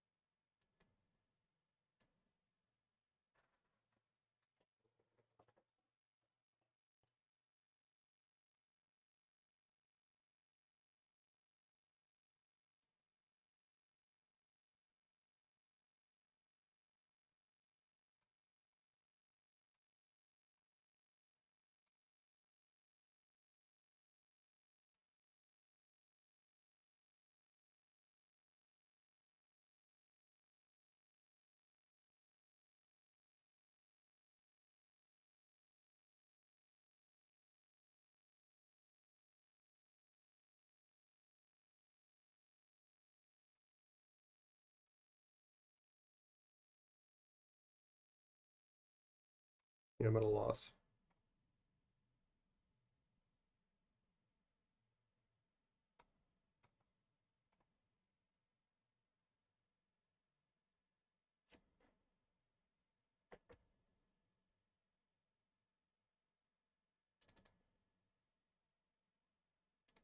We need to do a while.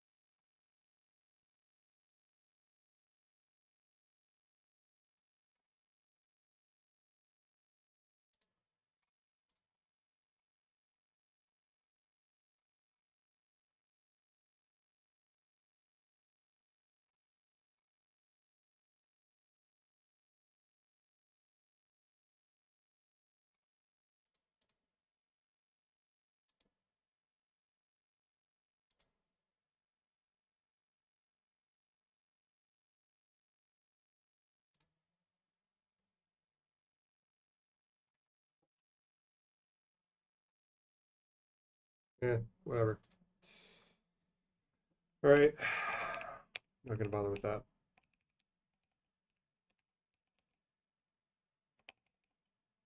Wait, actually, real quick, let me just.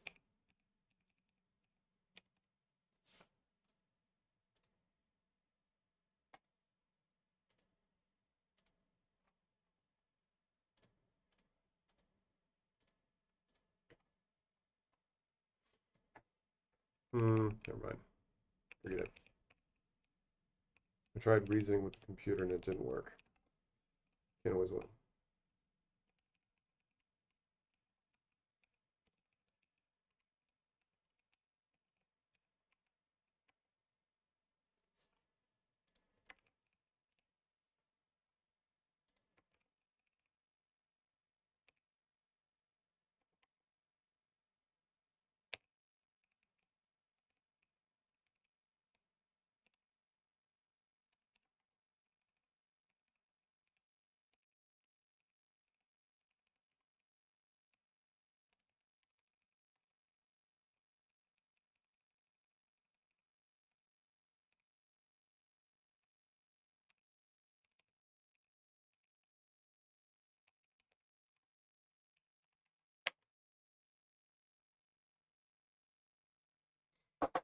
And this will be the result.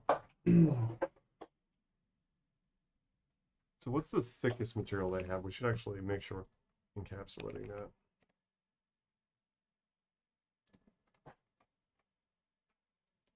Half inch. That's a thick one. So the thinnest is 40 gauge or 30. 30.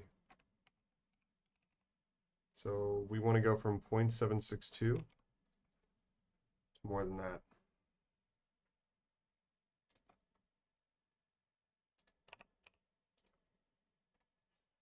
So we actually want to give this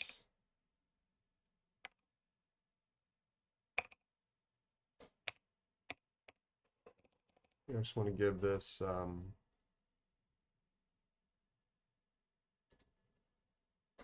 yeah, I actually want to make this make more sense. So we'll actually give it the minimum, which is 0.762, and then the maximum is half inch, I think, which will be 12.7.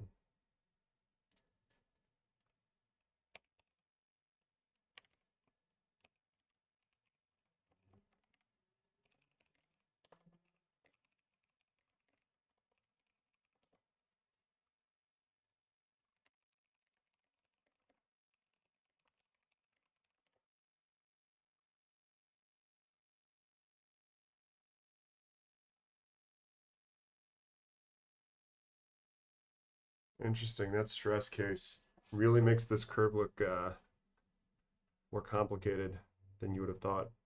That's fun. So there's a region where I would like to know where the region is. Hmm.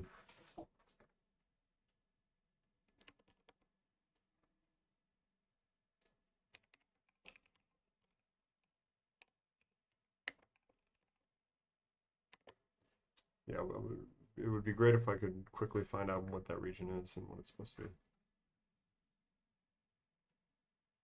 Like, whenever this loop kicks in, it should spit out, hey, this region right here is where your stress limited. Cool. All right. Well, we came what we set out to do, and I'm going to restart and run the kernel one more time just to make sure that we're not missing anything, and then we will save and commit this to the GitHub, and you can take a look at this code and sanity check and double check me. And I will let the team at FabWorks know that they can use this.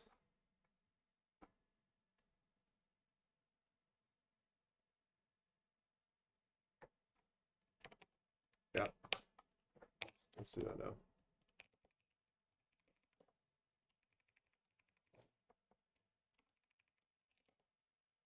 Uh,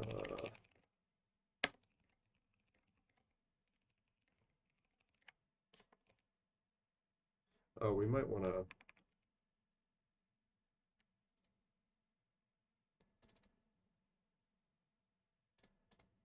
clean this up too.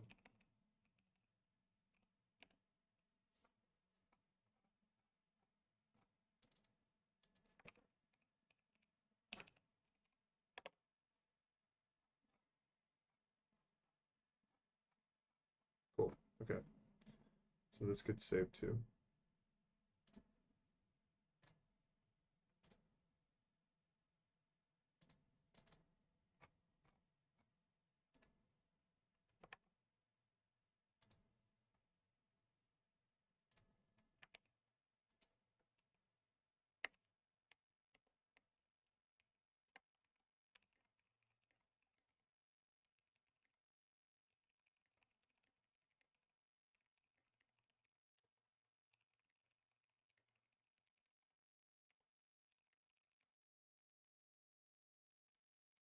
Right. You can find that on the GitHub now. Should be under analysis.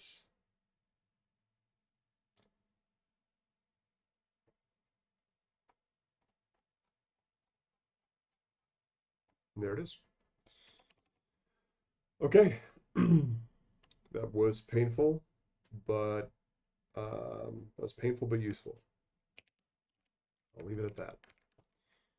All right. I will see you next time.